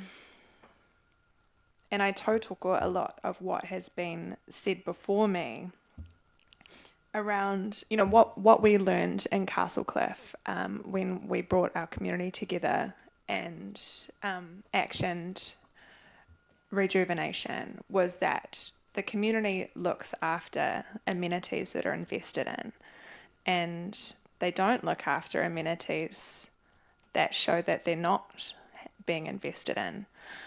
And I do wonder if it was properly invested in, if a lot of the antisocial behaviour would disappear.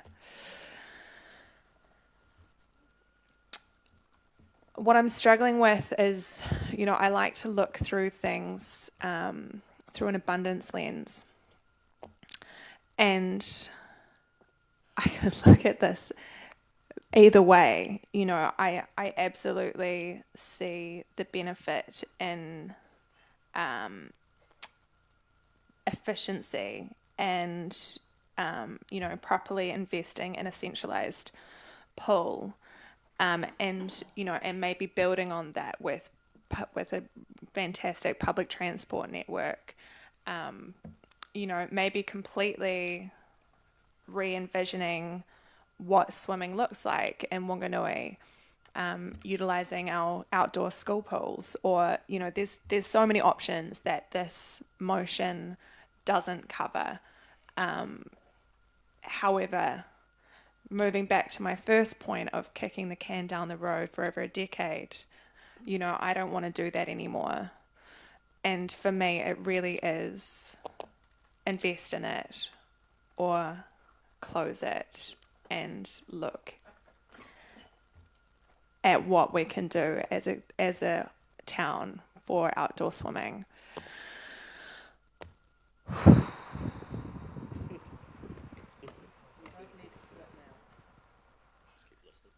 That's all I can say. I'm still struggling. I cannot say whether I am supporting or not. Right.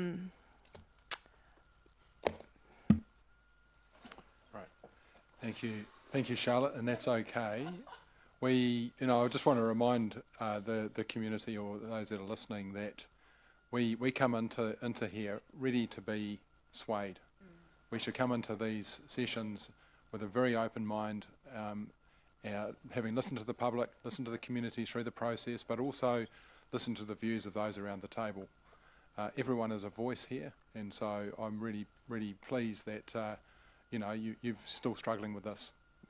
This is a tough one. Yeah. So, Councillor Kate. Thank you. I'm with Charlotte in that I have struggled with this one, and I've only just decided which way I'm going to vote on this, subject to any further speakers and their ability to persuade me one way or the other. I actually don't see a lot of difference between this recommendation and the recommendation that's been foreshadowed. And I guess the heading over my interpretation that I don't see a lot of difference is that the devil is always in the detail, and we talk up there about a satisfactory business case being completed. So there is a lot of work to be done before actually 2.1 million got invested. That said, and I've just lost my train of thought.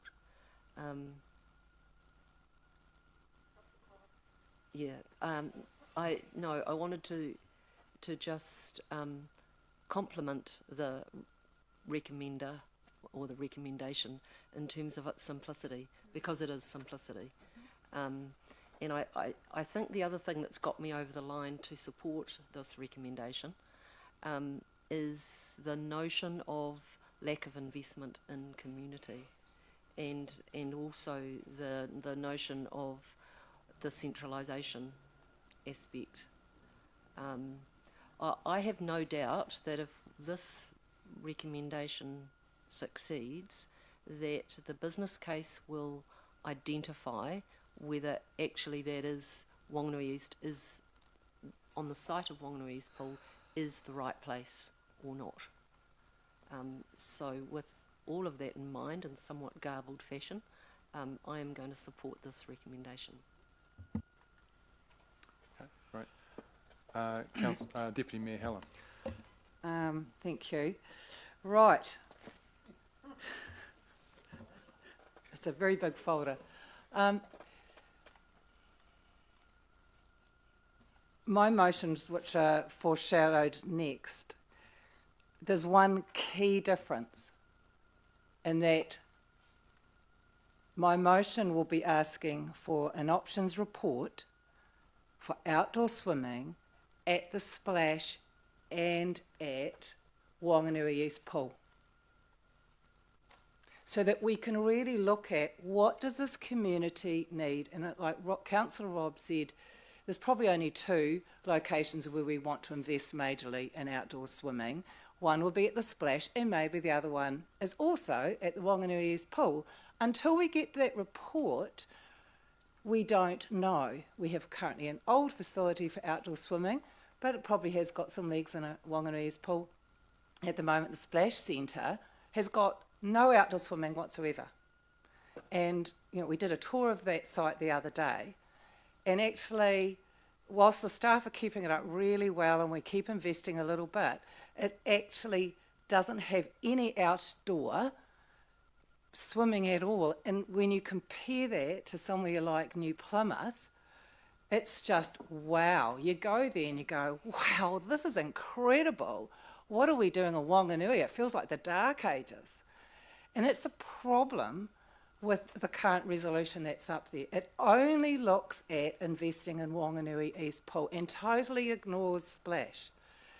So my resolutions that are coming up don't say that we have to close Whanganui East Pool at all. It just says let's look at the total options and then we can make a decent decision on investment. And my motions that are coming up actually say keep Whanganui East Pool open for a year. It might not actually be a long-term sensible solution, but the community have said we want Wanganui East Pool, so let's keep it open for another year whilst we investigate what would be a really great outdoor swimming options for Wanganui. That's it. That is it. And I think we have to be very careful around emotion here, because a lot of people are talking about, oh, centralisation is a bad thing. They're talking about Wanganui East is a really poor suburb. Well, actually, there's poor kids and people throughout our whole community, not just Wanganui East. Okay? So this is about a facility for the whole of Wanganui for people to get access to. And I just don't think that we need to be cornering ourselves, and that's what this resolution does. It puts us in a corner. So it is about prudent use of ratepayer money.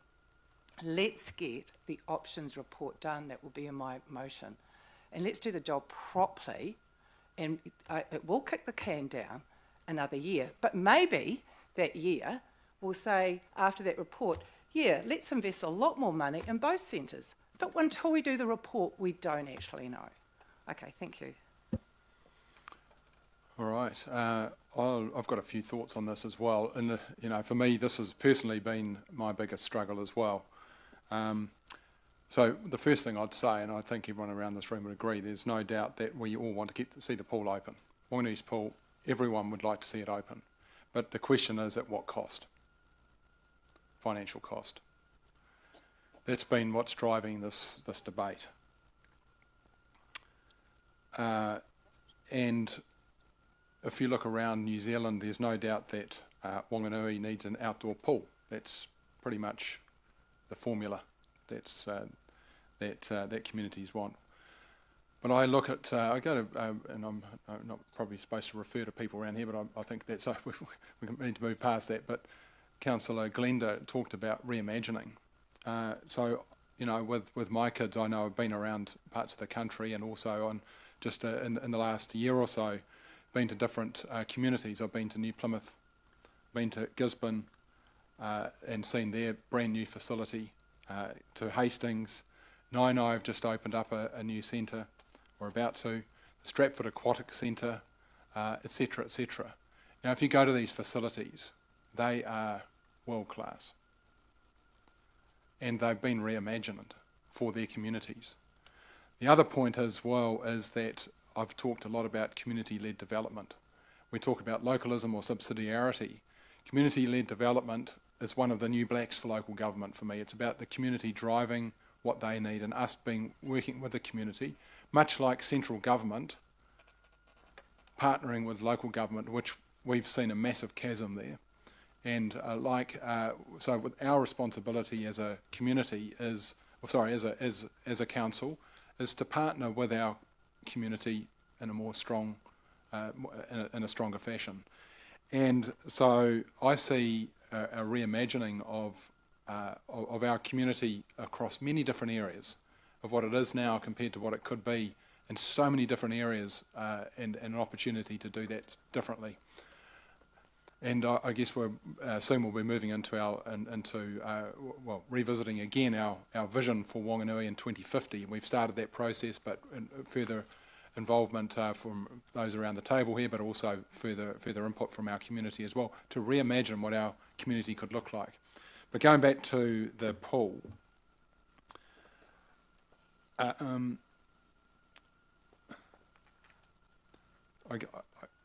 I do like this alternative recommendation in simplicity. I do want to see the pool open. It depends at what cost.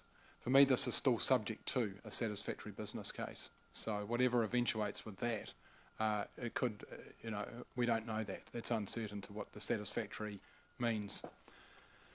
I've also looking at Deputy Mayor Hallen's proposed resolution, which I think is a pragmatic approach to how we move forward. It keeps the pool open for the next little while. It also helps us to further engage with the community in a far deeper way.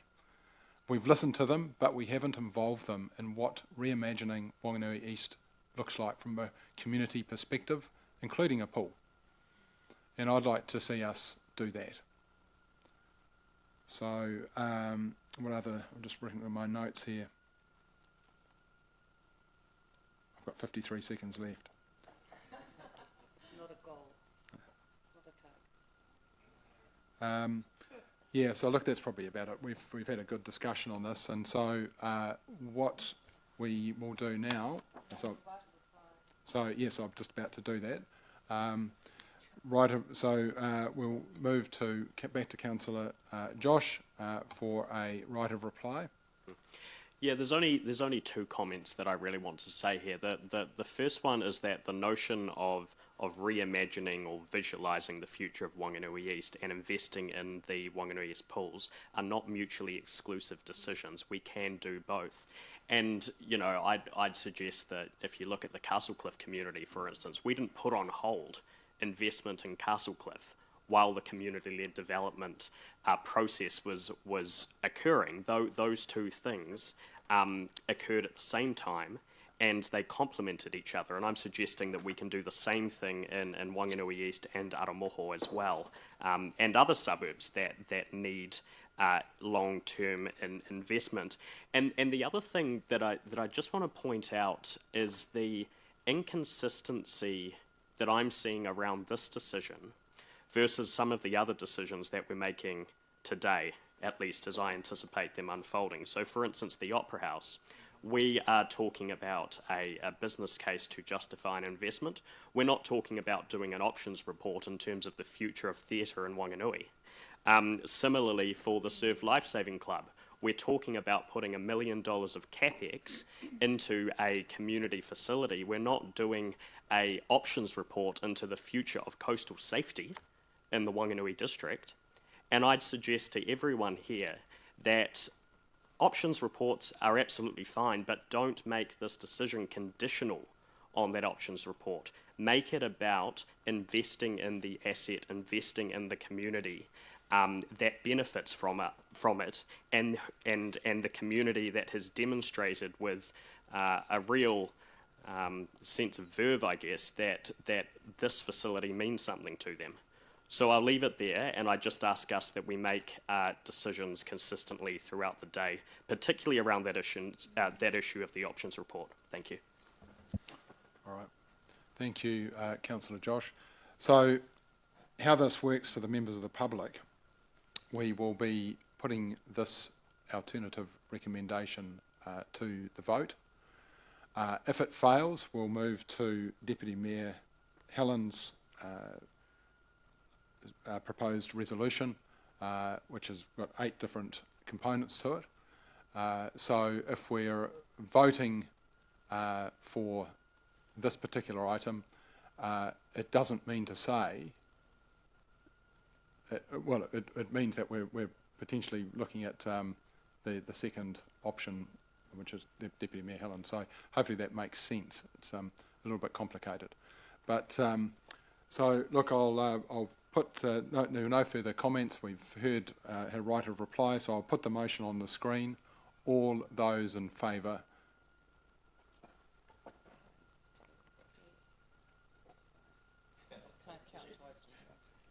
So I'm going to call out for those in favour. We've got Councillor Charlie. So not everyone can see around the camera. On those on the online. So Councillor Charlie, Councillor Charlotte, Councillor Josh, Councillor Kate, Councillor Michael, and Councillor Jenny.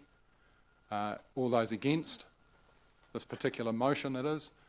So we've got Councillor Peter, Councillor Philippa, Councillor Ross, Councillor Rob, Councillor Glenda, and Deputy Mayor Helen, and myself.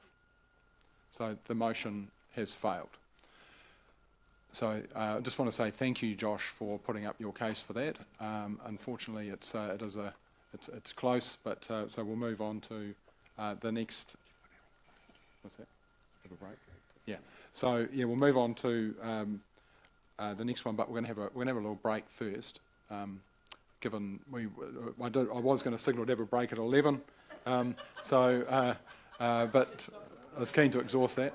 So let's come back at 11:45.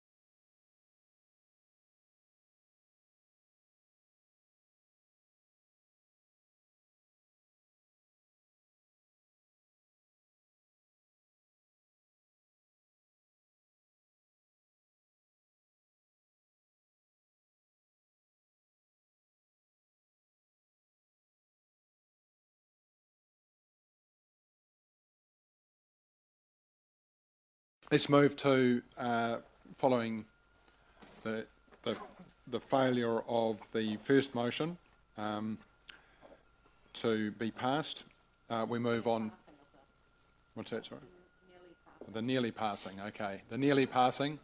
Okay, that's probably, yeah, the word failure is not something I'm comfortable with, that language, but either way, it didn't quite make it. And we move on to the other proposed resolution. So just again to explain, these come in the order that they were received. So the first one that was received was Councillor Josh's. The second one that was received is Deputy Mayor Helen's, and that we have a third one as well from Councillor Michael. So the alternative recommendation from Deputy Mayor Helen is, and I'll just read out A to D, that the Council approves the Wanganui East Pool continues to be open to the public for the summer season of 24-25, and B, minimum maintenance and pool standards are maintained during that period, and C, a maintenance and operational budget provision of $300,000 is made to enable D, that the Council requests the Chief Executive to commission an options report in 24-25 that provides a long-term plan for outdoor swimming in Wanganui, and the options report includes a comparative analysis, a budget provision of $40,000 and a completion date prior to the next annual plan. And E, that the Council approves a provisional $2 million capital expenditure budget be included in the financial year 25-26 for implementation of the recommendations from the options report. So that's what's upon us.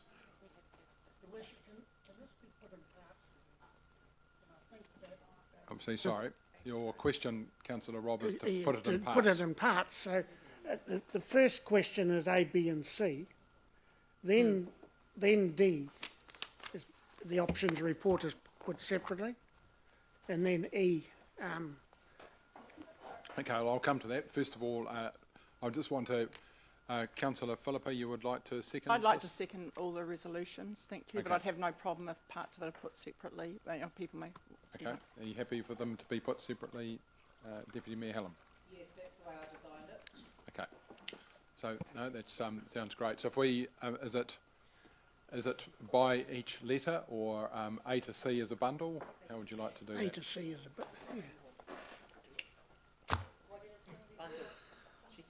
You designed it. A and then B and Okay. then C and then Just D. to clarify, that's good.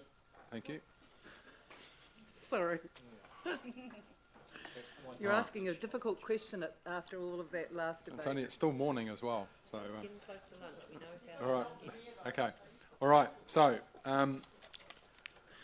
let's move to any questions in relation to this matter. Do we have any questions, Councillor Rob? Yes. What's that up there? It says C. C. A maintenance operational budget provision of $300,000 is made to enable something. Is that doesn't look like it's complete to me, that line. Perhaps I'm going to ask Maz again, in the light of B, approves a minimum maintenance and pool standards. Can we reduce that 300,000 further? No. Okay, sorry. Can we just there seems to be a bit of disruption in here at the moment. Sorry, I just want to get this right. You're obviously making some changes there. Is that right, Elise and Anna?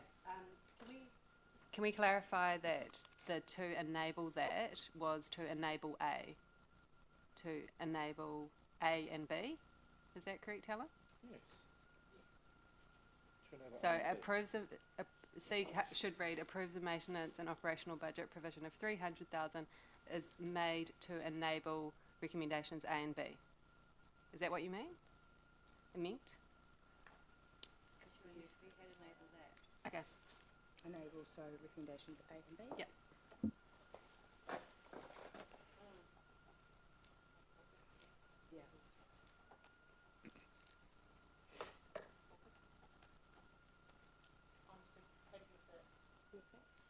Okay, you're happy, obviously, I think Deputy Mayor's happy with that.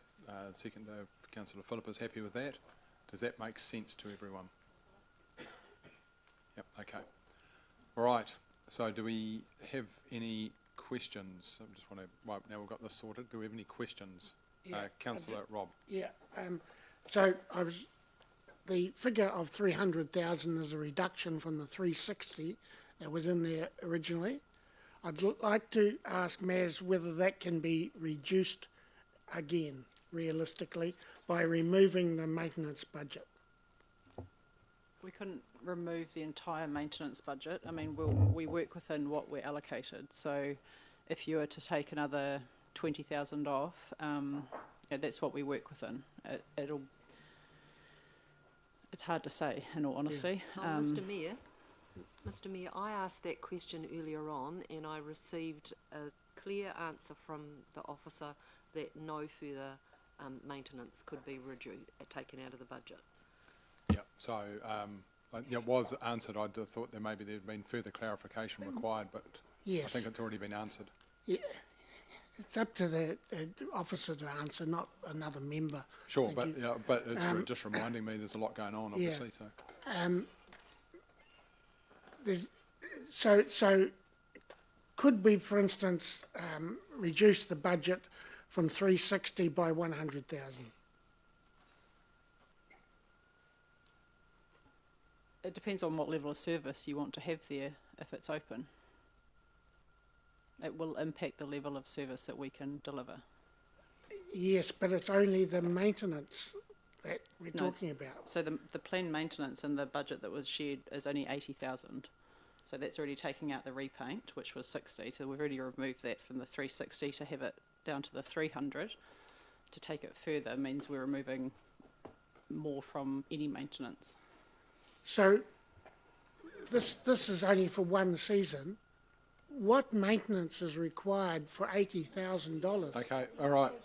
Yep, sorry. Okay, no, I'm happy to have questions be answered, but I think we've exhausted this one, Councillor Rob, and I think there is no easy answer, and I think what we've got up there is budget provision of 300,000 is made to enable recommendations for A and B, and I think we've agreed that that is okay. So I'm happy with sticking with that. Okay. All right. Do we have any other questions? No other questions? Okay. So we have a mover, Deputy Mayor Helen. We have a seconder in Councillor Philippa. So do we have any comments on this item? Deputy Mayor Helen. Thank you. Look, I think we had really good debate on the earlier option. So I am not going to belabour this. I think, though, that with this series of motions, there is an impact on rates. Officers have already advised that this would increase our projections for the average rate rise by 0.4%. So unless we cut something else, we're already up to 11.2%. That would have also occurred in the first motion. So the only way to cut that cost, that impact, is to close the pool.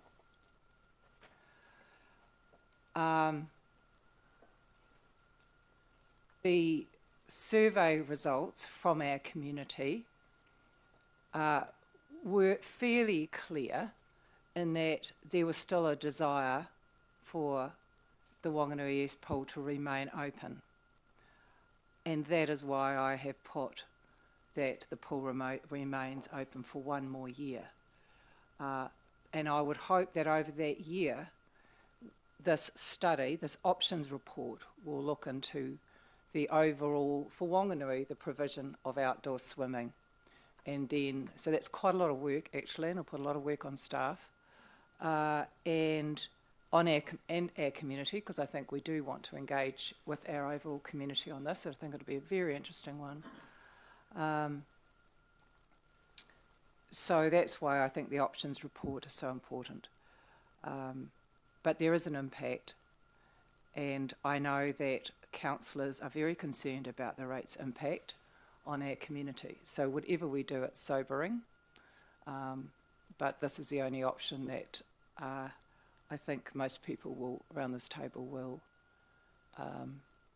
agree with, because the other option is to basically close it without doing even an options report. Thank you. Okay, thank you. Councillor Robb. Thank you. Look, the key difference between the motion that was put up before and this is that this will be a comparative report on 2 options for outdoor swimming, because realistically there are only 2 options. And the strategic leisure report covered the needs and a lot of the information that is required to make a decision around the provision of outdoor swimming. What hasn't been done is a comparative analysis of a $2.1 million investment at Wanganui East or a similar investment as an extension of the splash centre. So what are the capex, the differences that might occur? And what are most importantly, the operational costs of the comparison of a standalone facility at Wanganui East compared to a facility at the splash centre where there's already a staff base, and how that could be handled for 13 or 14 weeks per year. And the other important thing about this options report is not only is it to be a comparison between a comparative analysis between those 2 options, but also it needs to include some preliminary design work so that we know what we're talking about at the splash centre, or we know what we're talking about at the Wanganui East. This doesn't need to be a really expensive report, because most of the work has been done. It really needs some discussion amongst the staff at the splash centre and who are very aware of what the public are wanting and asking for in an outdoor swimming situation. Know that they'd prefer a diving board, for instance, and a few things about a water park facility rather than a lane swimming facility, which might end up to be the case at Wanganui East. So it's that sort of comparison that needs to come out. It's not an elaborate report that discusses about where all the outdoor swimming opportunities might be. They might be, for instance, a rock pool at Castle Cliff Beach, or a pool within the Wanganui River boundary. But that's not necessary here, because there's only 2 realistic options for outdoor swimming. Okay, thank you. Councillor Philippa. Yeah, thank you. I'll try not to speak too long on this either, because we have covered things well, but agree, this, I'd ask councillors, elected members to look to support the intent of these motions, whether you, obviously they can be taken separately.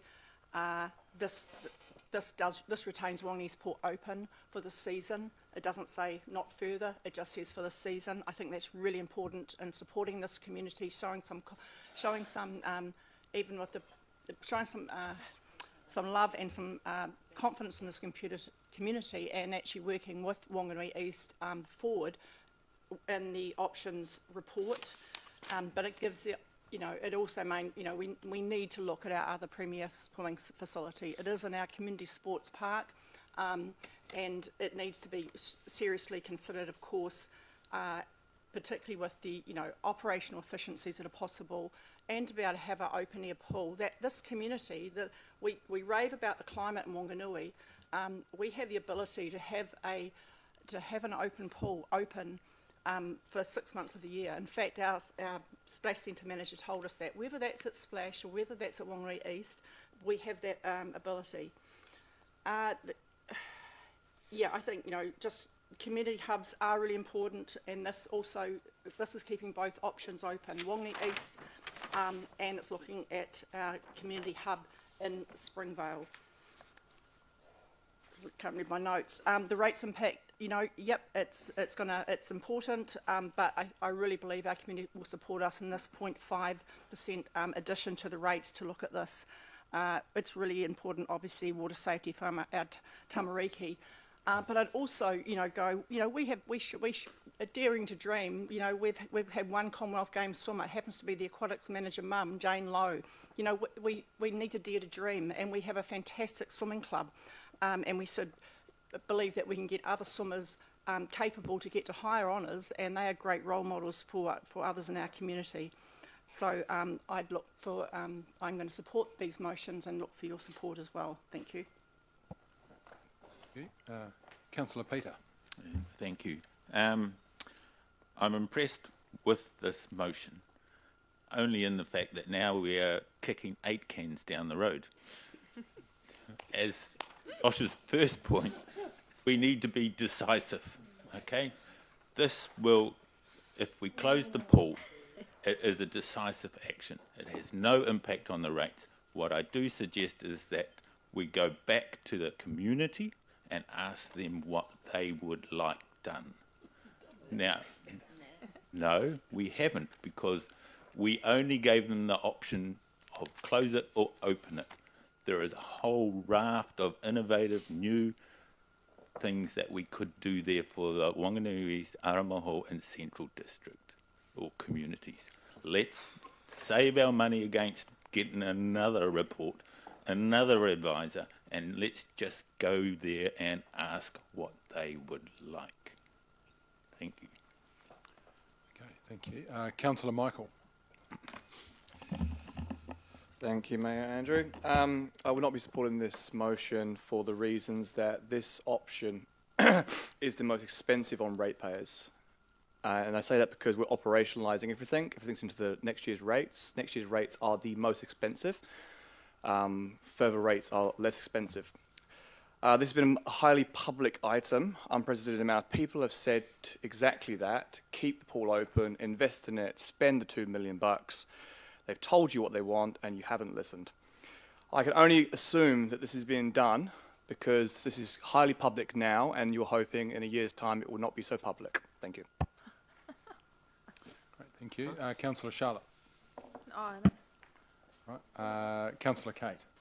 thank you. As a suite of recommendations, I can support all of them except for E. And the reason for that is that D asks for an options report that provides a long-term plan for outdoor swimming in Whanganui.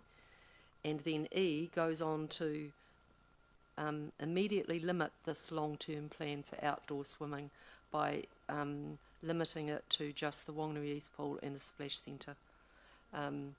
I would like to see just a little bit of latitude. And how I got to that thinking was you know, if we ask our chief executive to do this, it just seemed to me, and I wouldn't want to put words in his mouth, that it would be inconsistent to be asking for the long-term plan but to immediately limit it by option E. So happy to support with the exclusion of E. We are taking them separately. Yeah, that will be taken separately, but thank you. Councillor Ross.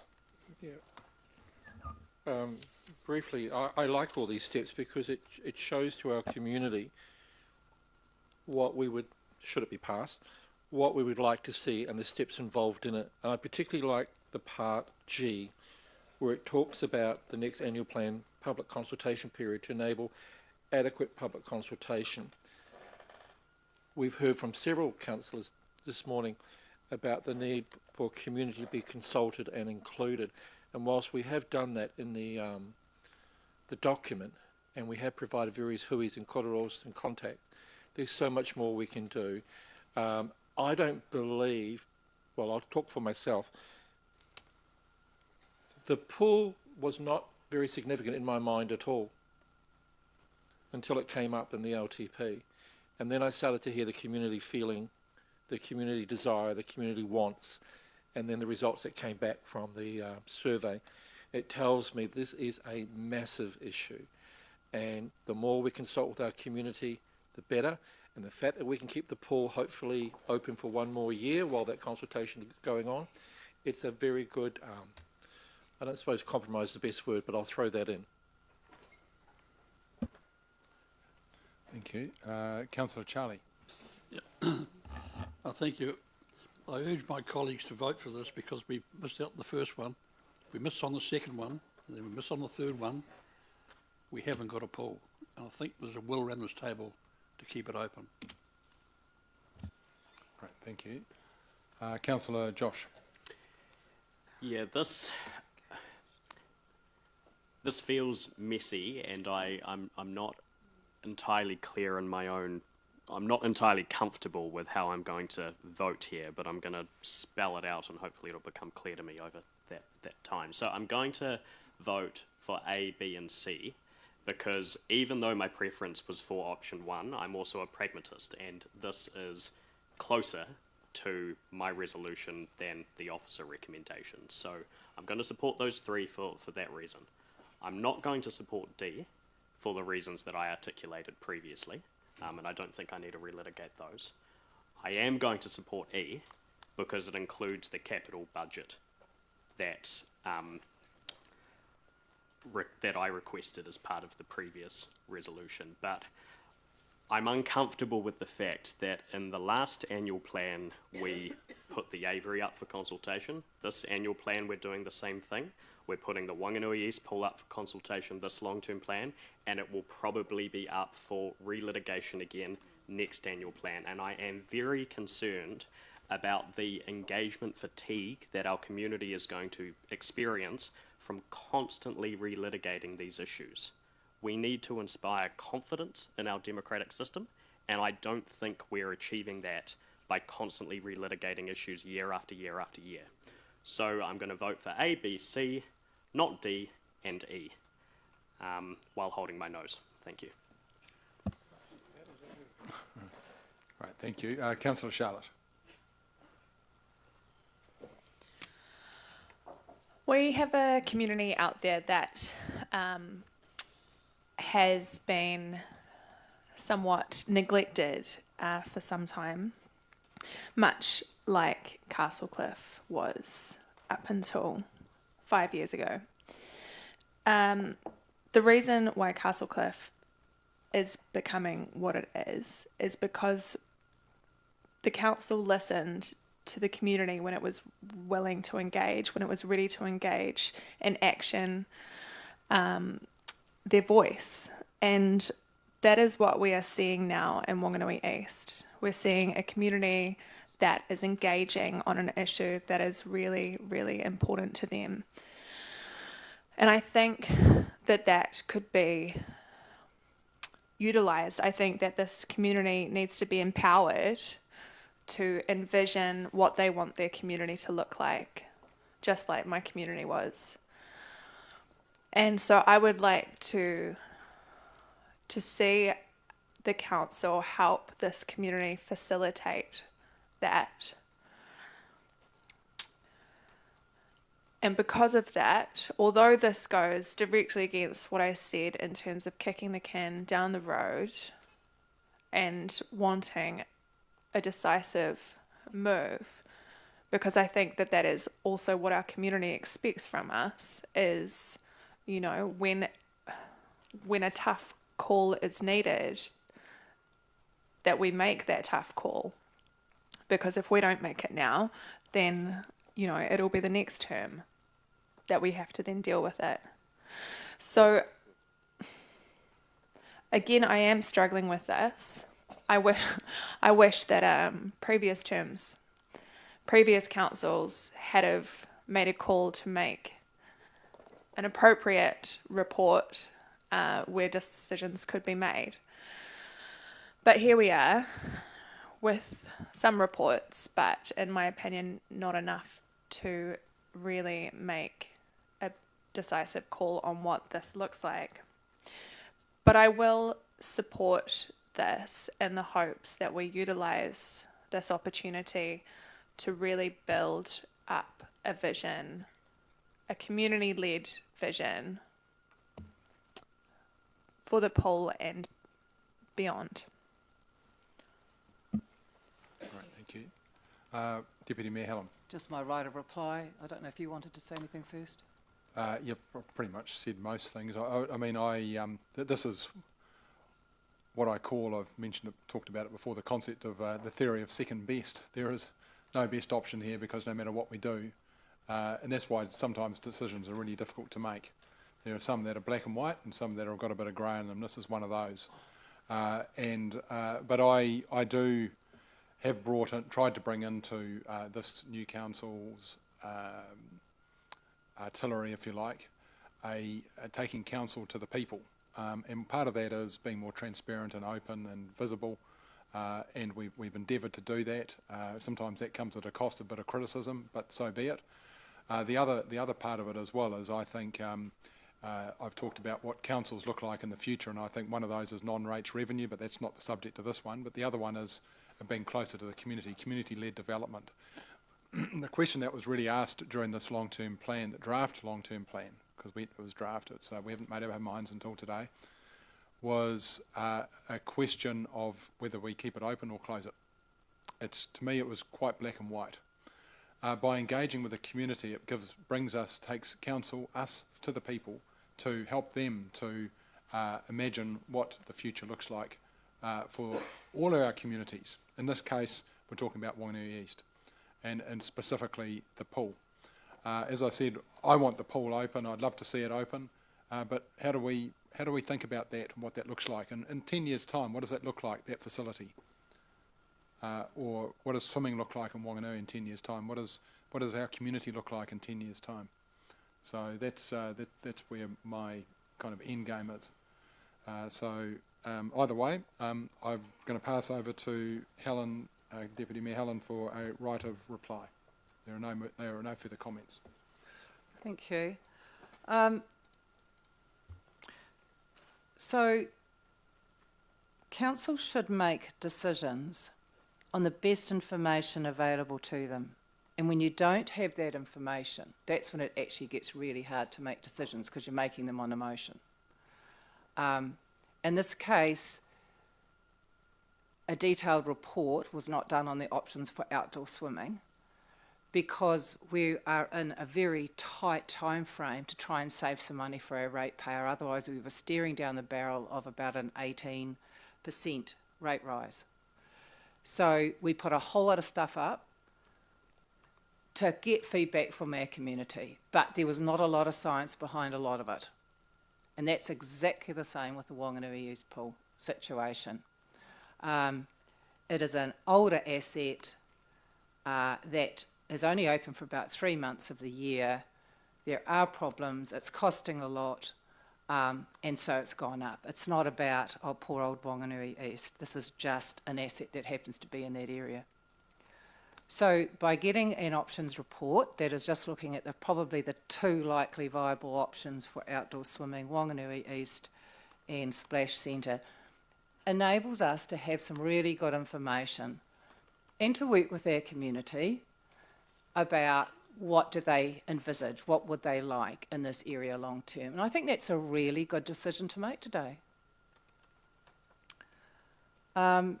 I think if we closed Whanganui East Pool today, it would be harder to open it. It will cost the ratepayer 0.4%, and that's tough at the moment.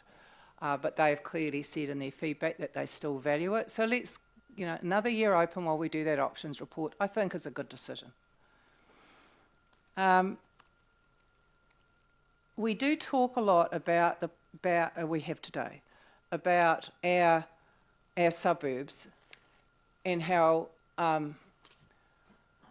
it's important that we invest in them. And it is. It's always been a goal of mine that we invest in our suburbs. But we also shouldn't forget that actually we are quite a small place. Let's not get too emotive about that. You live in a big city and you are travelling quite a long way to get to whatever services that you want. You're not going to have a Moana pool in Dunedin in every suburb. You have it central. And Whanganui can't afford to have a large public pool in every suburb of Whanganui. So there is rationalisation always. There are choices always when you've got a small population and a limited budget. So it's just not all about what, it's not all about that Whanganui East must have a pool. If we're going to talk about what Whanganui East needs for its population, that is a different topic from just saying, oh, we've got to invest in the pool. Because the pool is only one possible asset that actually that community might want quite a different long-term investment in their community. And until we engage them on that subject, then just saying, oh, we are going to decide that it's got to be the Whanganui East pool, I don't think is good decision making. We only put the Whanganui East pool in this consultation document. We didn't say to Whanganui East, well, what do you want as a major investment? You know, that is a different conversation, and it would be a really great conversation to be had. We had that conversation with Castlecliff because they had a very active community group who said, hey, we want to do this, and we then partnered with them. We didn't tell them what we thought they needed. They told us what they thought they needed. So I think that what we have here is a pragmatic set of motions. Item E, the Council approves a provisional $2 million capital expenditure budget be included in the financial year 25-26 for implementation of the recommendations from the options report. We need to have some capital budget put in somewhere in the long-term plan, because what's the point of doing an options report on investment if you don't have any budget in for investment? And we had this discussion around the Opera House, you know, because we sort of talked about, well, let's spend some money on a business case, but perhaps not put any money in the budget because we don't know if we actually need to spend it yet. And we agreed, no, you actually have to put budget in. So there's a budget line item there, and it's not saying where that money will be spent, it's capital provision for outcomes of the option report. So I think everything works really well, but you can still vote for what you like and don't like in that. So thanks very much. Thank you. Mayor, can I make a correction, please? So when I spoke to option E, it's actually not the same as the option E up there.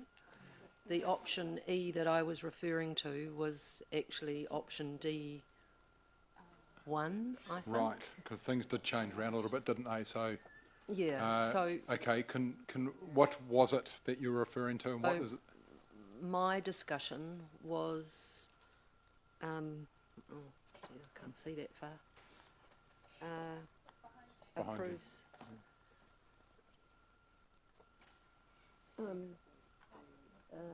Request to, so D was fine.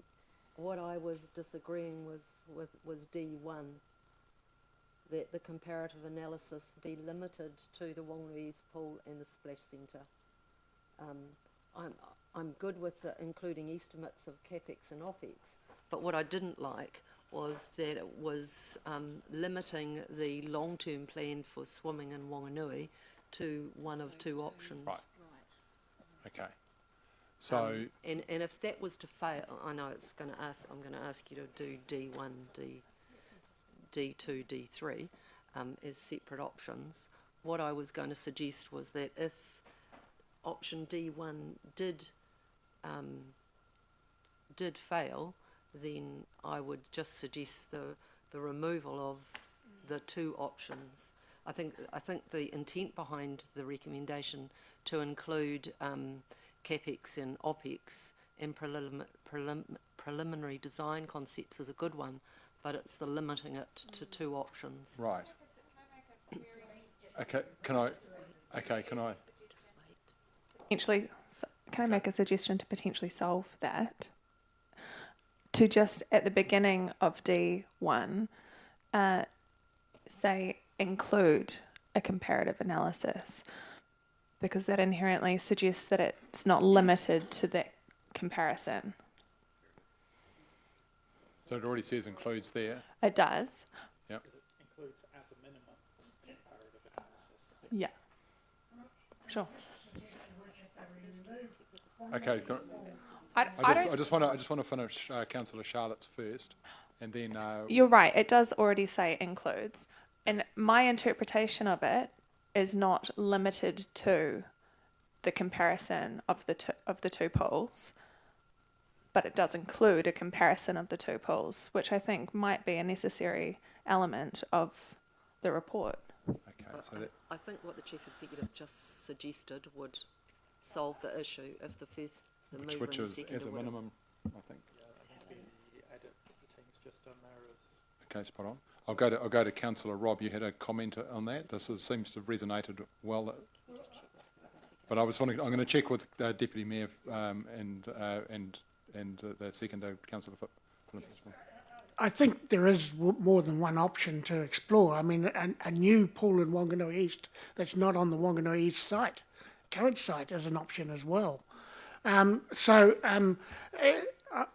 actually think you could just remove Wanganui East pool and the splash centre and just say between the options and for both CapEx and just whatever.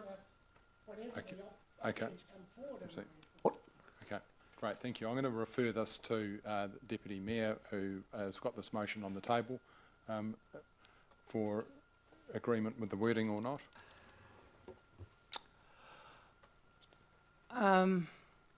What we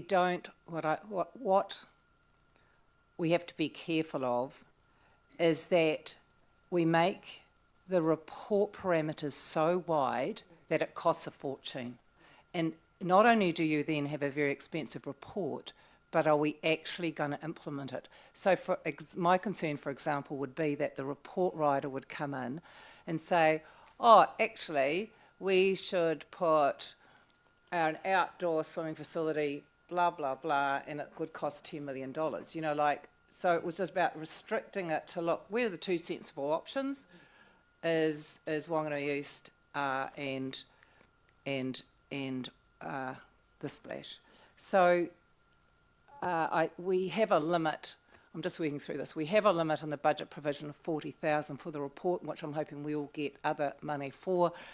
I guess that will limit things anyway, and instruction can be given to that the report is pragmatic.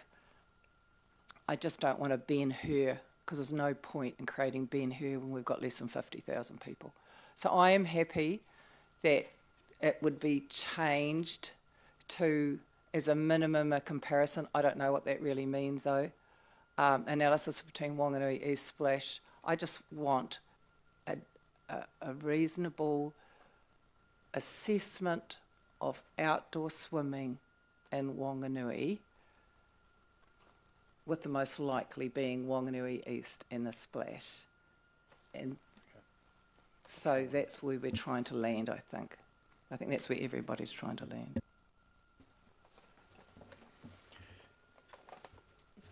Through you, Worship, I may suggest that D1 is probably superfluous.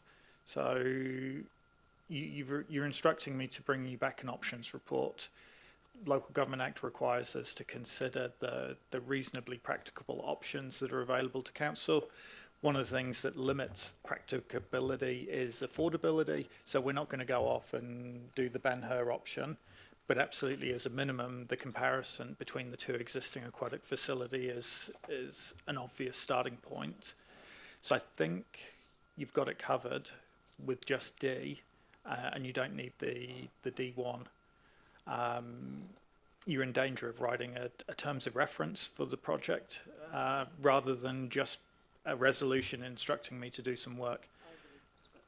Yeah, look, we can certainly prepare a terms of reference for the options report to put some clear brackets around it and bring that back to council before we go and do the options report, because that'd be normal practice anyway. So hopefully that gives you some comfort and maybe simplifies the resolution a little bit. Sorry. Yeah, I'm happy on that basis that D1 would disappear. Okay. Are you happy with that, Councillor Phillips? Yep, I agree. Okay. Thank so you. we can I think it's delete D1.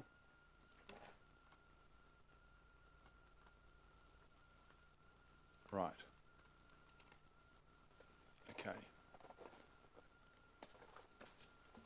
So we've had comments. We've now finalised this, is everyone happy with what we have up there?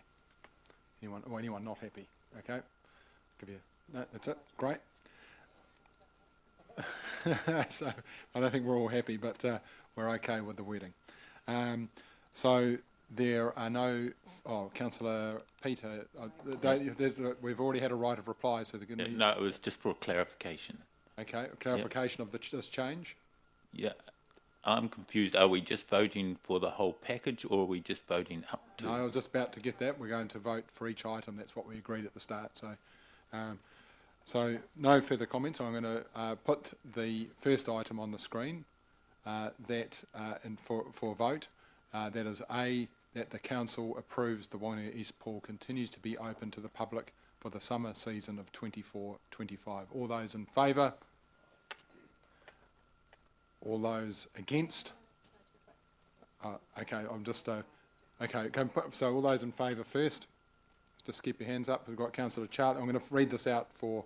Call this out for those online who have been asked to do that. Councillor Charlie, Councillor Charlotte, Councillor Josh, Councillor Kate, Deputy Mayor Helen, Councillor Jenny, Councillor Rob, Councillor Ross, Councillor Philippa. All those against? Councillor Peter, Councillor Glenda. Are there anyone abstaining? Oh, I voted in favour as well. And Councillor Michael is abstaining. So that motion, item A is carried. So we move to B. That the council approves a minimum maintenance and pool standards are maintained during that period, which is 24-25. All those in favour? Councillor Charlie, Councillor Josh, Councillor Kate, Deputy Mayor Helen, Councillor Jenny, Councillor Rob, Councillor Ross, Councillor Philippa. All those against? Councillor Peter, Councillor Glenda, anyone abstaining? Councillor Michael. Did I miss? Oh, sorry, you've got to put your hand right up maybe. And Councillor Charlotte was in favour as well, so the motion is carried. Yeah. No, full decisive hands right up, so if we could do that, that'd be great. Then we... Apologies for lateness, and I'm just wondering with the approval of the seconder and a bit of a general look around the room, if the words a maintenance and operational budget provision of up to 300,000 is to be made to enable, is that acceptable? I think that would be the case anyway, so I'm happy with the wording as it is. Okay. I think that's to create some simplicity. So item C approves a maintenance and operational budget provision of 300,000 is made to enable recommendations A and B. So all those in favour?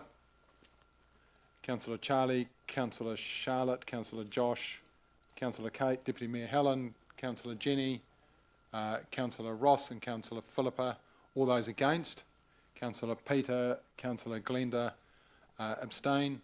Councillor Michael, motion is carried.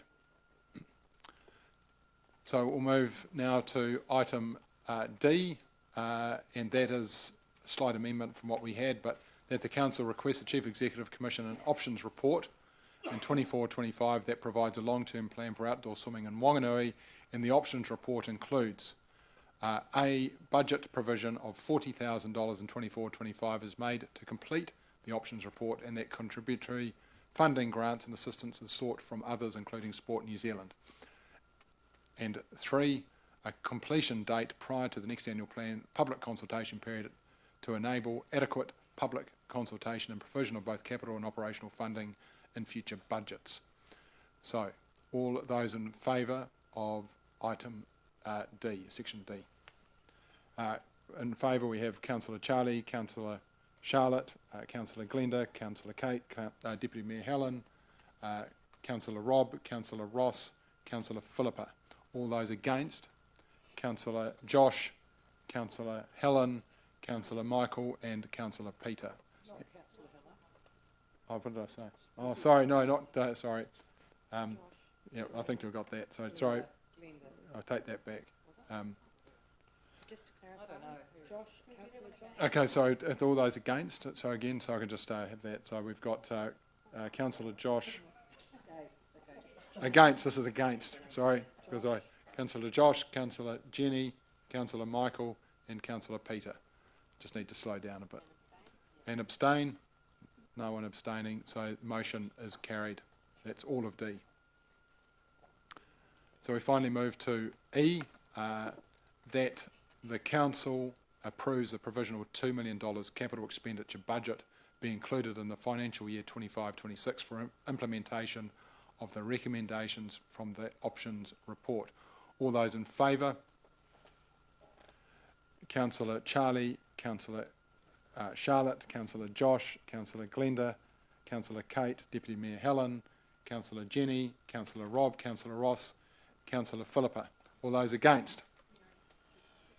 Oh, and me as well, sorry, forget myself. Councillor Peter and Councillor Josh, anyone abstaining? Oh, what did I say? Chief, it was only midday. Sorry, apologies, Councillor Josh. Councillor Michael and Councillor Peter. So motion is no, that's right. The motion is carried. Thank you for that. I think a little round of applause.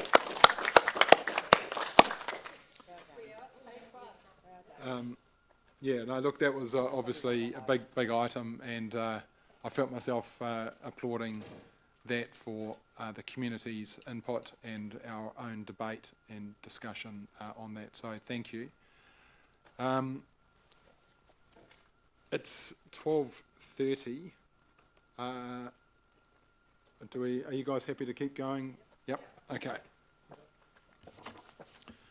Right.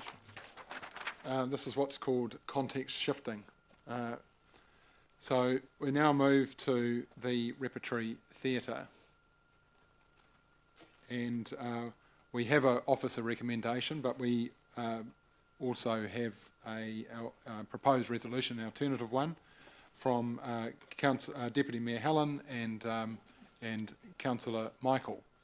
And the alternative recommendation is that the repertory theatre building is put up for sale, and B, the first right of refusal to purchase the building be given to the existing tenants, and C, the existing tenants be offered the building at a nominal price of $1, and D, council retains the bank to prevent risk to the building within a time frame agreed with the purchaser.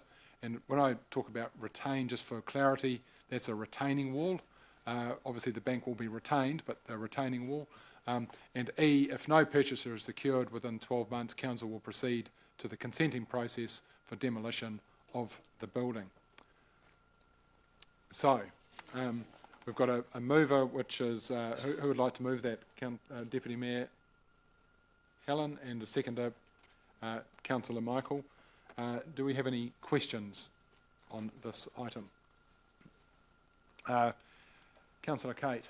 Could I be reminded, please, because we've got 200k in the long-term plan for something, either demolition or retaining the bank. Just what year's that in? So the preferred option was that we sold, that we demolished the building. So we had funding in the budget for that. In what year, Sarah? A new one. Excuse me. And I know the bank was suggested to cost more than the demolition. Is that the case? Yes, it is thought that the retention of the bank would cost more to demolish. Yes, so... Than to demolish, rather. Yes, so do we not then need, should this be passed, do we not then need to provide for budget to retain the bank? I guess that's a question to the meeting. Okay, so question is... Sorry, your question is... Well, my question is, if this was to be passed, this recommendation suite was to be passed, do we not need to make provision in the long-term plan for the retaining of the bank? Yes. Okay. Great. So, all right then. remind me the figures. It's demolition was... Sorry, I'm finding it a little bit difficult to follow the train of thought. The pricing that we have so far is that demolition is thought to be cheaper than the retention of the bank. The indicative price for the demolition is 170,000. 170? 170. Yeah. Could you bring your mic? Sorry, 170. Yep. For the demolition. And the estimated cost of the retaining the bank is 200k. Is 200. So it's a $30,000 difference. Yep. Okay. So do we need to make a budget item out of this or not? Yeah, I'm just wondering that if you're talking about item D, council retains the bank at a cost of 200,000. And this be provisioned in year 1 or whatever. Okay, can I just ask if someone could organise for the Chief Executive's microphone to be replaced or sorted? It keeps turning itself off. Doesn't want to hear. We do want to hear from you, David. I think through you, Worship. No, it's still not. Through you, Worship, process-wise, all of the budgets will be updated following the decisions you make today, and then you will be presented with the final long-term plan for adoption. So I don't think it's necessary that you need to be so precise in including the dollars in the resolutions. We'll make sure they're put in the budget. You'll then get the final sign-off of the budget when you adopt the LTP. Thank you. Thank you. So that covers that one. Councillor Peter. Yeah, a follow-up question, and that is, when you come back with the budget, will it include the retaining wall and a pathway that comes down that way? Because part of the Pukinamu proposal is for a pathway to come down behind the repertory.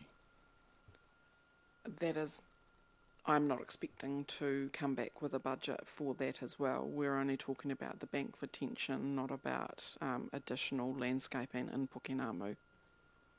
It's a separate matter, I would have thought so, yeah. Yeah, it would be nice to contain both, though. Okay, well, let's stick to this particular item on the repertory theatre for now. Other discussions will come up should we need to discuss them. So I'm going to move to Deputy Mayor Helen. Thank you. So just for clarity, these were my recommendations, but Councillor Law has come in with the odd tweak. One of those tweaks was that setting a time limit that if no purchaser is secured within 12 months, then Council would proceed with sale, whereas I had something else, a reasonable time frame. My concern would be that if this series of motions is passed, it could take a long time to finalise a sale agreement, even if we have a willing purchaser, because there's still a number of things to be working through. Is that time frame, in your opinion, have you got a problem with the 12 months, knowing how long it can take to go through and quite a number of processes Council will have to go through? If we've got a willing purchaser, I think 12 months is more than enough time for us to work through that purchase agreement. Thank you. I also understand that if Council went to demolish the building, so if this is lost, that Council would also incur additional costs, quite likely with things such as the resource consent to demolish. That would be an additional cost to the bank, to the demolition, correct? The demolition is an estimate. Whether it has gone to include the cost of the consent, depending on the pathway that the consent takes, I think there's a degree of funding built into the $170,000 for the consent, if the consent goes down a path of least resistant consenting process. If it's a more difficult consenting process, then there may be additional costs. Right. And if you do demolish, there had been talk about you would need to do a little bit of retention work. There will still be some groundwork. Is that also within the approximate 170,000, or is that on Yeah, top? if the building is demolished, the solutions to retain the bank fundamentally change. And what they are, I can't respond to. But it would be a case of making that site good, make good. So yes, is the answer to that question. It would be included in that. Okay. So, but at the end of the day, 170,000 is an estimate, as well Yes. as the existing bank retention would be about 200,000. But you did get a quote on that a few years ago. Yeah, there's been a couple of quotes over the last Yeah. few years, and both times the price has gone up. Yeah. And is it, do staff consider it possible that a nominal price of $1 could be charged on the property, or is that going to be a problem for us? I don't foresee that being a problem. We do have a precedence where we made a similar sale process go through with the then Savage Club. Yeah, thank you. Right, thank you. Councillor Ross. Right, the retaining bank. If you look at E, and there's no purchaser within 12 months, then you look towards consenting for demolition of the building. Is that a gateway for council not to do the retaining wall for the next 12 months, to sit and wait? And if that scenario plays out, is it best to sit and wait it out for 12 months, the retaining wall? Because otherwise you would be spending potentially twice. Once to put the retaining wall in, and secondly, if there's no taker within 12 months, and there probably will be, but if not, then the building comes down. So that's a double cost. So my question would be, going back, is it wiser to sit back for 12 months potentially? Given that this was Councillor Craig, or Deputy Mayor's Craig's resolution, I will make an assessment, and then perhaps Helen would like to add to that. In my view, having E there means that we get on with things, so we don't spend the money twice. I think that's a pragmatic approach, and I would refer to Deputy Mayor Helen to comment on that, but I would suggest that we would wait for a sale to proceed or not. If the sale does proceed, then we would certainly look to item E. Is that item D, sorry, to retain the bank? So is that happy? After each of the items is an and. Councils, so the idea is that you don't do the bank retention until after you have a sale, right? There'd be no point. And also it would be at a time that would suit council. And so a follow-on question for officers is that there's no actual hurry to do the bank retention. The building is not currently hugely at risk. It could in fact be in year 3 of the LTP to relieve stress on the current budget.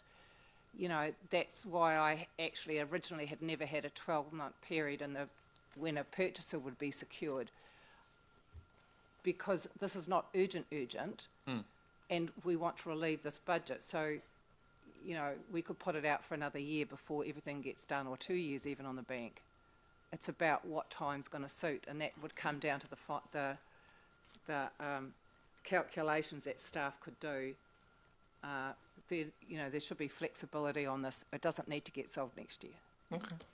To add to that, the bank has been temporarily stabilised, and so Deputy Mayor is quite right. There is no urgency for that. Okay, so you have a window. Right, great, thank you. Deputy Mayor Helen, you've got your microphone on still? Oh, no. Okay, Councillor Josh? Oh, no, I'm okay, thanks. All right, so no further questions. I'm happy to put the vote, so we'll go to comments, sorry, we're getting ahead of myself here. So we've got a mover and a seconder, so we'll go to comments. Any comments on this item? Deputy Mayor Helen? Thank you. Look, I hope that people see this as a very viable option. What you have here is an existing building that, whilst it is old and in modern terms is past its use-by date, it is actually very well used by a group who have used it for a very long time. And I have met with them, and they are a group very capable of taking on this building. And they have expressed a desire to purchase this building. And I know their finances, and they're quite capable of starting restoration and raising the money to slowly restore it. Once they buy it, of course, that's up to them. But we're just not kicking an asset down the road. We are putting it actually in very capable hands. They are constantly using that building. It's actually used by other members of the community. You can hire it out, so folks, anybody need a really good little meeting space, go for it. The biggest risk has always been the sandbank behind it. As all sandbanks do, they slowly slip down, and that potentially puts pressure on the building. So over the years, council has done some minimum retention to stop that happening, but it needs to be solved long term if that building is going to have a longer use. And that, of course, comes at a cost, and council haven't, they've actually provisioned that cost in the past, but nothing has actually been done. So I guess it's now come to a pointy head. Do council continue to own this building and would have to actually start investing in it, including the bank, or do we take this opportunity to sell to a willing buyer? We do have to do, the council does have to do the bank. Council owns Pukenamu. We need to do that bank. And I think that at the end of the day, there's going to be very little difference in cost in terms of bank retention or demolition. So there's very little difference. If council went ahead now and demolished that building, it would still have to go to a publicly notified resource consent, and it may not actually be granted because the hearing would be undertaken by an independent commissioner. There's no guarantee, and we could still end up with the building. And also then if we go and do demolition, it's in that year that you demolish it, so let's say that's within the next 12 months. As I said earlier, the bank doesn't actually need to be retained in this next financial year. I think that would become something that needs to be negotiated with a potential purchaser. That purchase deal, whenever it goes through, would have an agreement on when the bank would be retained, and if possible, that negotiation would allow for the bank to be retained at a later year so that it didn't quite impact on certainly this coming year or ideally the following year. But that commitment will need to be made by council, and there's still a lot to go through by the potential purchaser and council to finalise all of this. So I don't really like that 12-month clause. I guess I can live with it. But I'm sure council would come back and to say if they needed it to be slightly adjusted. We shouldn't even be held to something that's a bit arbitrary like that. So yeah, I think I've made the case. This is a really pragmatic, good solution. I'd just like to say the last thing. Wanganui has and does pride itself in its heritage. We have a growing reputation for heritage, and I know this council values heritage. This is one little building that's getting very old.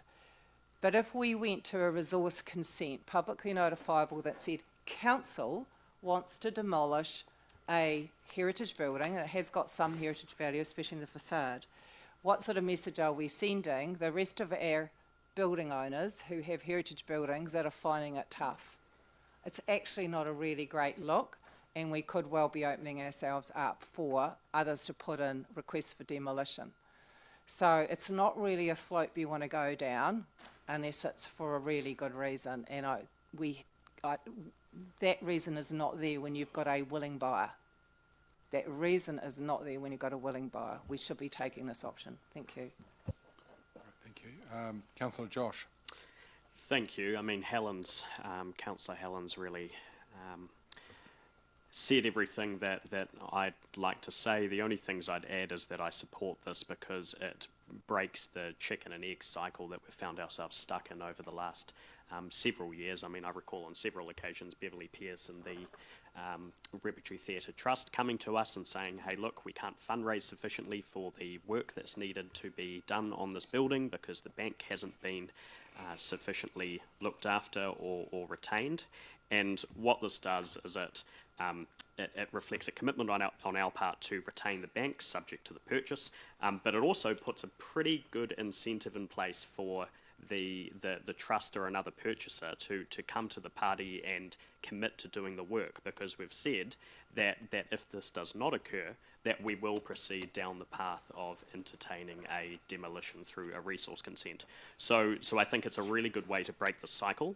The other point I'd make too is that in the consultation document and in the feedback that we received from the public, Graham Dack and the Amdram Theatre Group did come to us and talked about the value of theatre throughout Wanganui. But I asked him the question around the ability of those two theatre groups and other dramatic societies to amalgamate, and he made the point that actually when you look at Amdram and you look at the Repertory Theatre, they are actually pretty much at capacity, and it would be difficult for them to share facilities given the variety of activities that are undertaken in those two buildings. For instance, Amdram has a dance school that leases part of it, for instance. And so one of the questions I asked myself is amalgamation a realistic aspiration for these theatre groups? And I was comforted that Graham's submission answered that question for me. So I will support this because I think it's a pragmatic solution. Thank you. Thank you. Councillor Charlie. Thank you. The tenants pay rates at this time, so let us continue. If they're interested in purchasing, why would we put a 12-month period of purchase on the agreement? We're in comment. It's a comments. This is a comment section.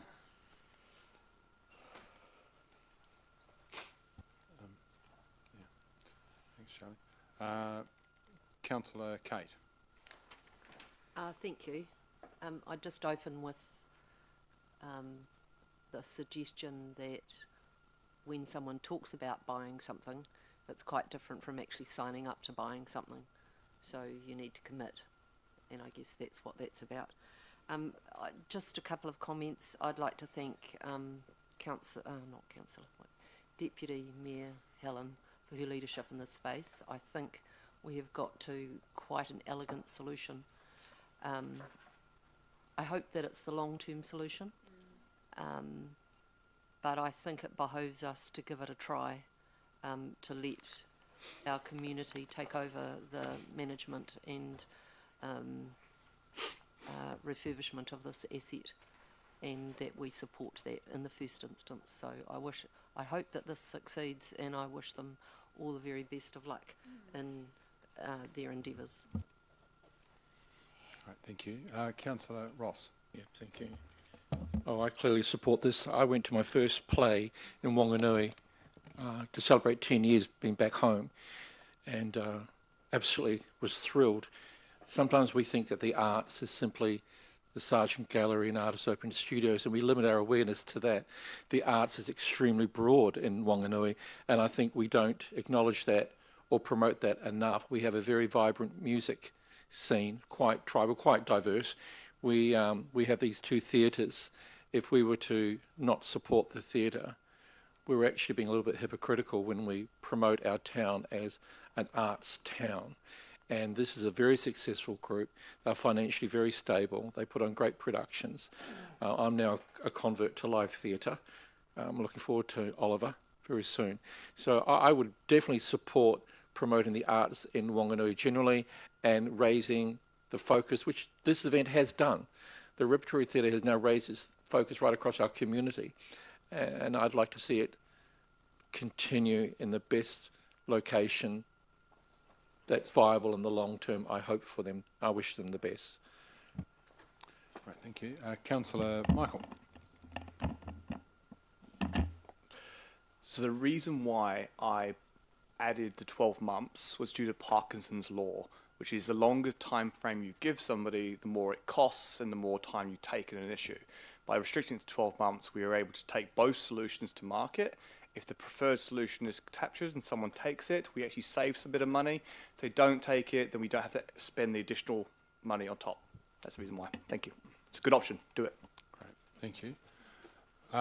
So my comment would be, I think this is a really pragmatic option here. Again, for me, the way I see things is we need to do things more and with our community. So this kind of rides on well from the Wanganui East Pool, where we're looking for the community to work with the community in a much more closer way. It's easy to sit around this table and make decisions and have discussions and debate and that kind of thing, but at the end of the day, we are here for our community, so working with our community on all aspects of what we do is I think really important. So this option here takes this to our community, specifically the existing tenants of the Repertory Theatre. So I think it's a really pragmatic option. There are no further comments, but would you like a right of reply? You've had a pretty good go. Right. So no further comments. So I'm going to put this option, our alternative recommendation from Deputy Mayor Helen and Councillor Michael, that the council approves A, the Repertory Theatre building is put up for sale, and B, the first right of refusal to purchase the building be given to the existing tenants, and C, the existing tenants be offered the building at a nominal price of $1, and D, council retains the bank to prevent risk to the building within a time frame agreed with the purchaser, and E, if no purchaser is secured within 12 months, council will proceed to the consenting process for demolition of the building. All those in favour? Councillor Charlie, Councillor Charlotte, Councillor Josh, Councillor... In fact, everyone. So, okay, easy. All those against? No. Motion is carried. Well done. Very unanimous. It's now 12:59. It seems like a good time to break for some lunch. I'm going to suggest we're back at 1:45 to resume, which will be on the Aviary. Doesn't get any easier, does it? All right. So thank you very much for this morning, everyone, and thanks for those that have been listening in.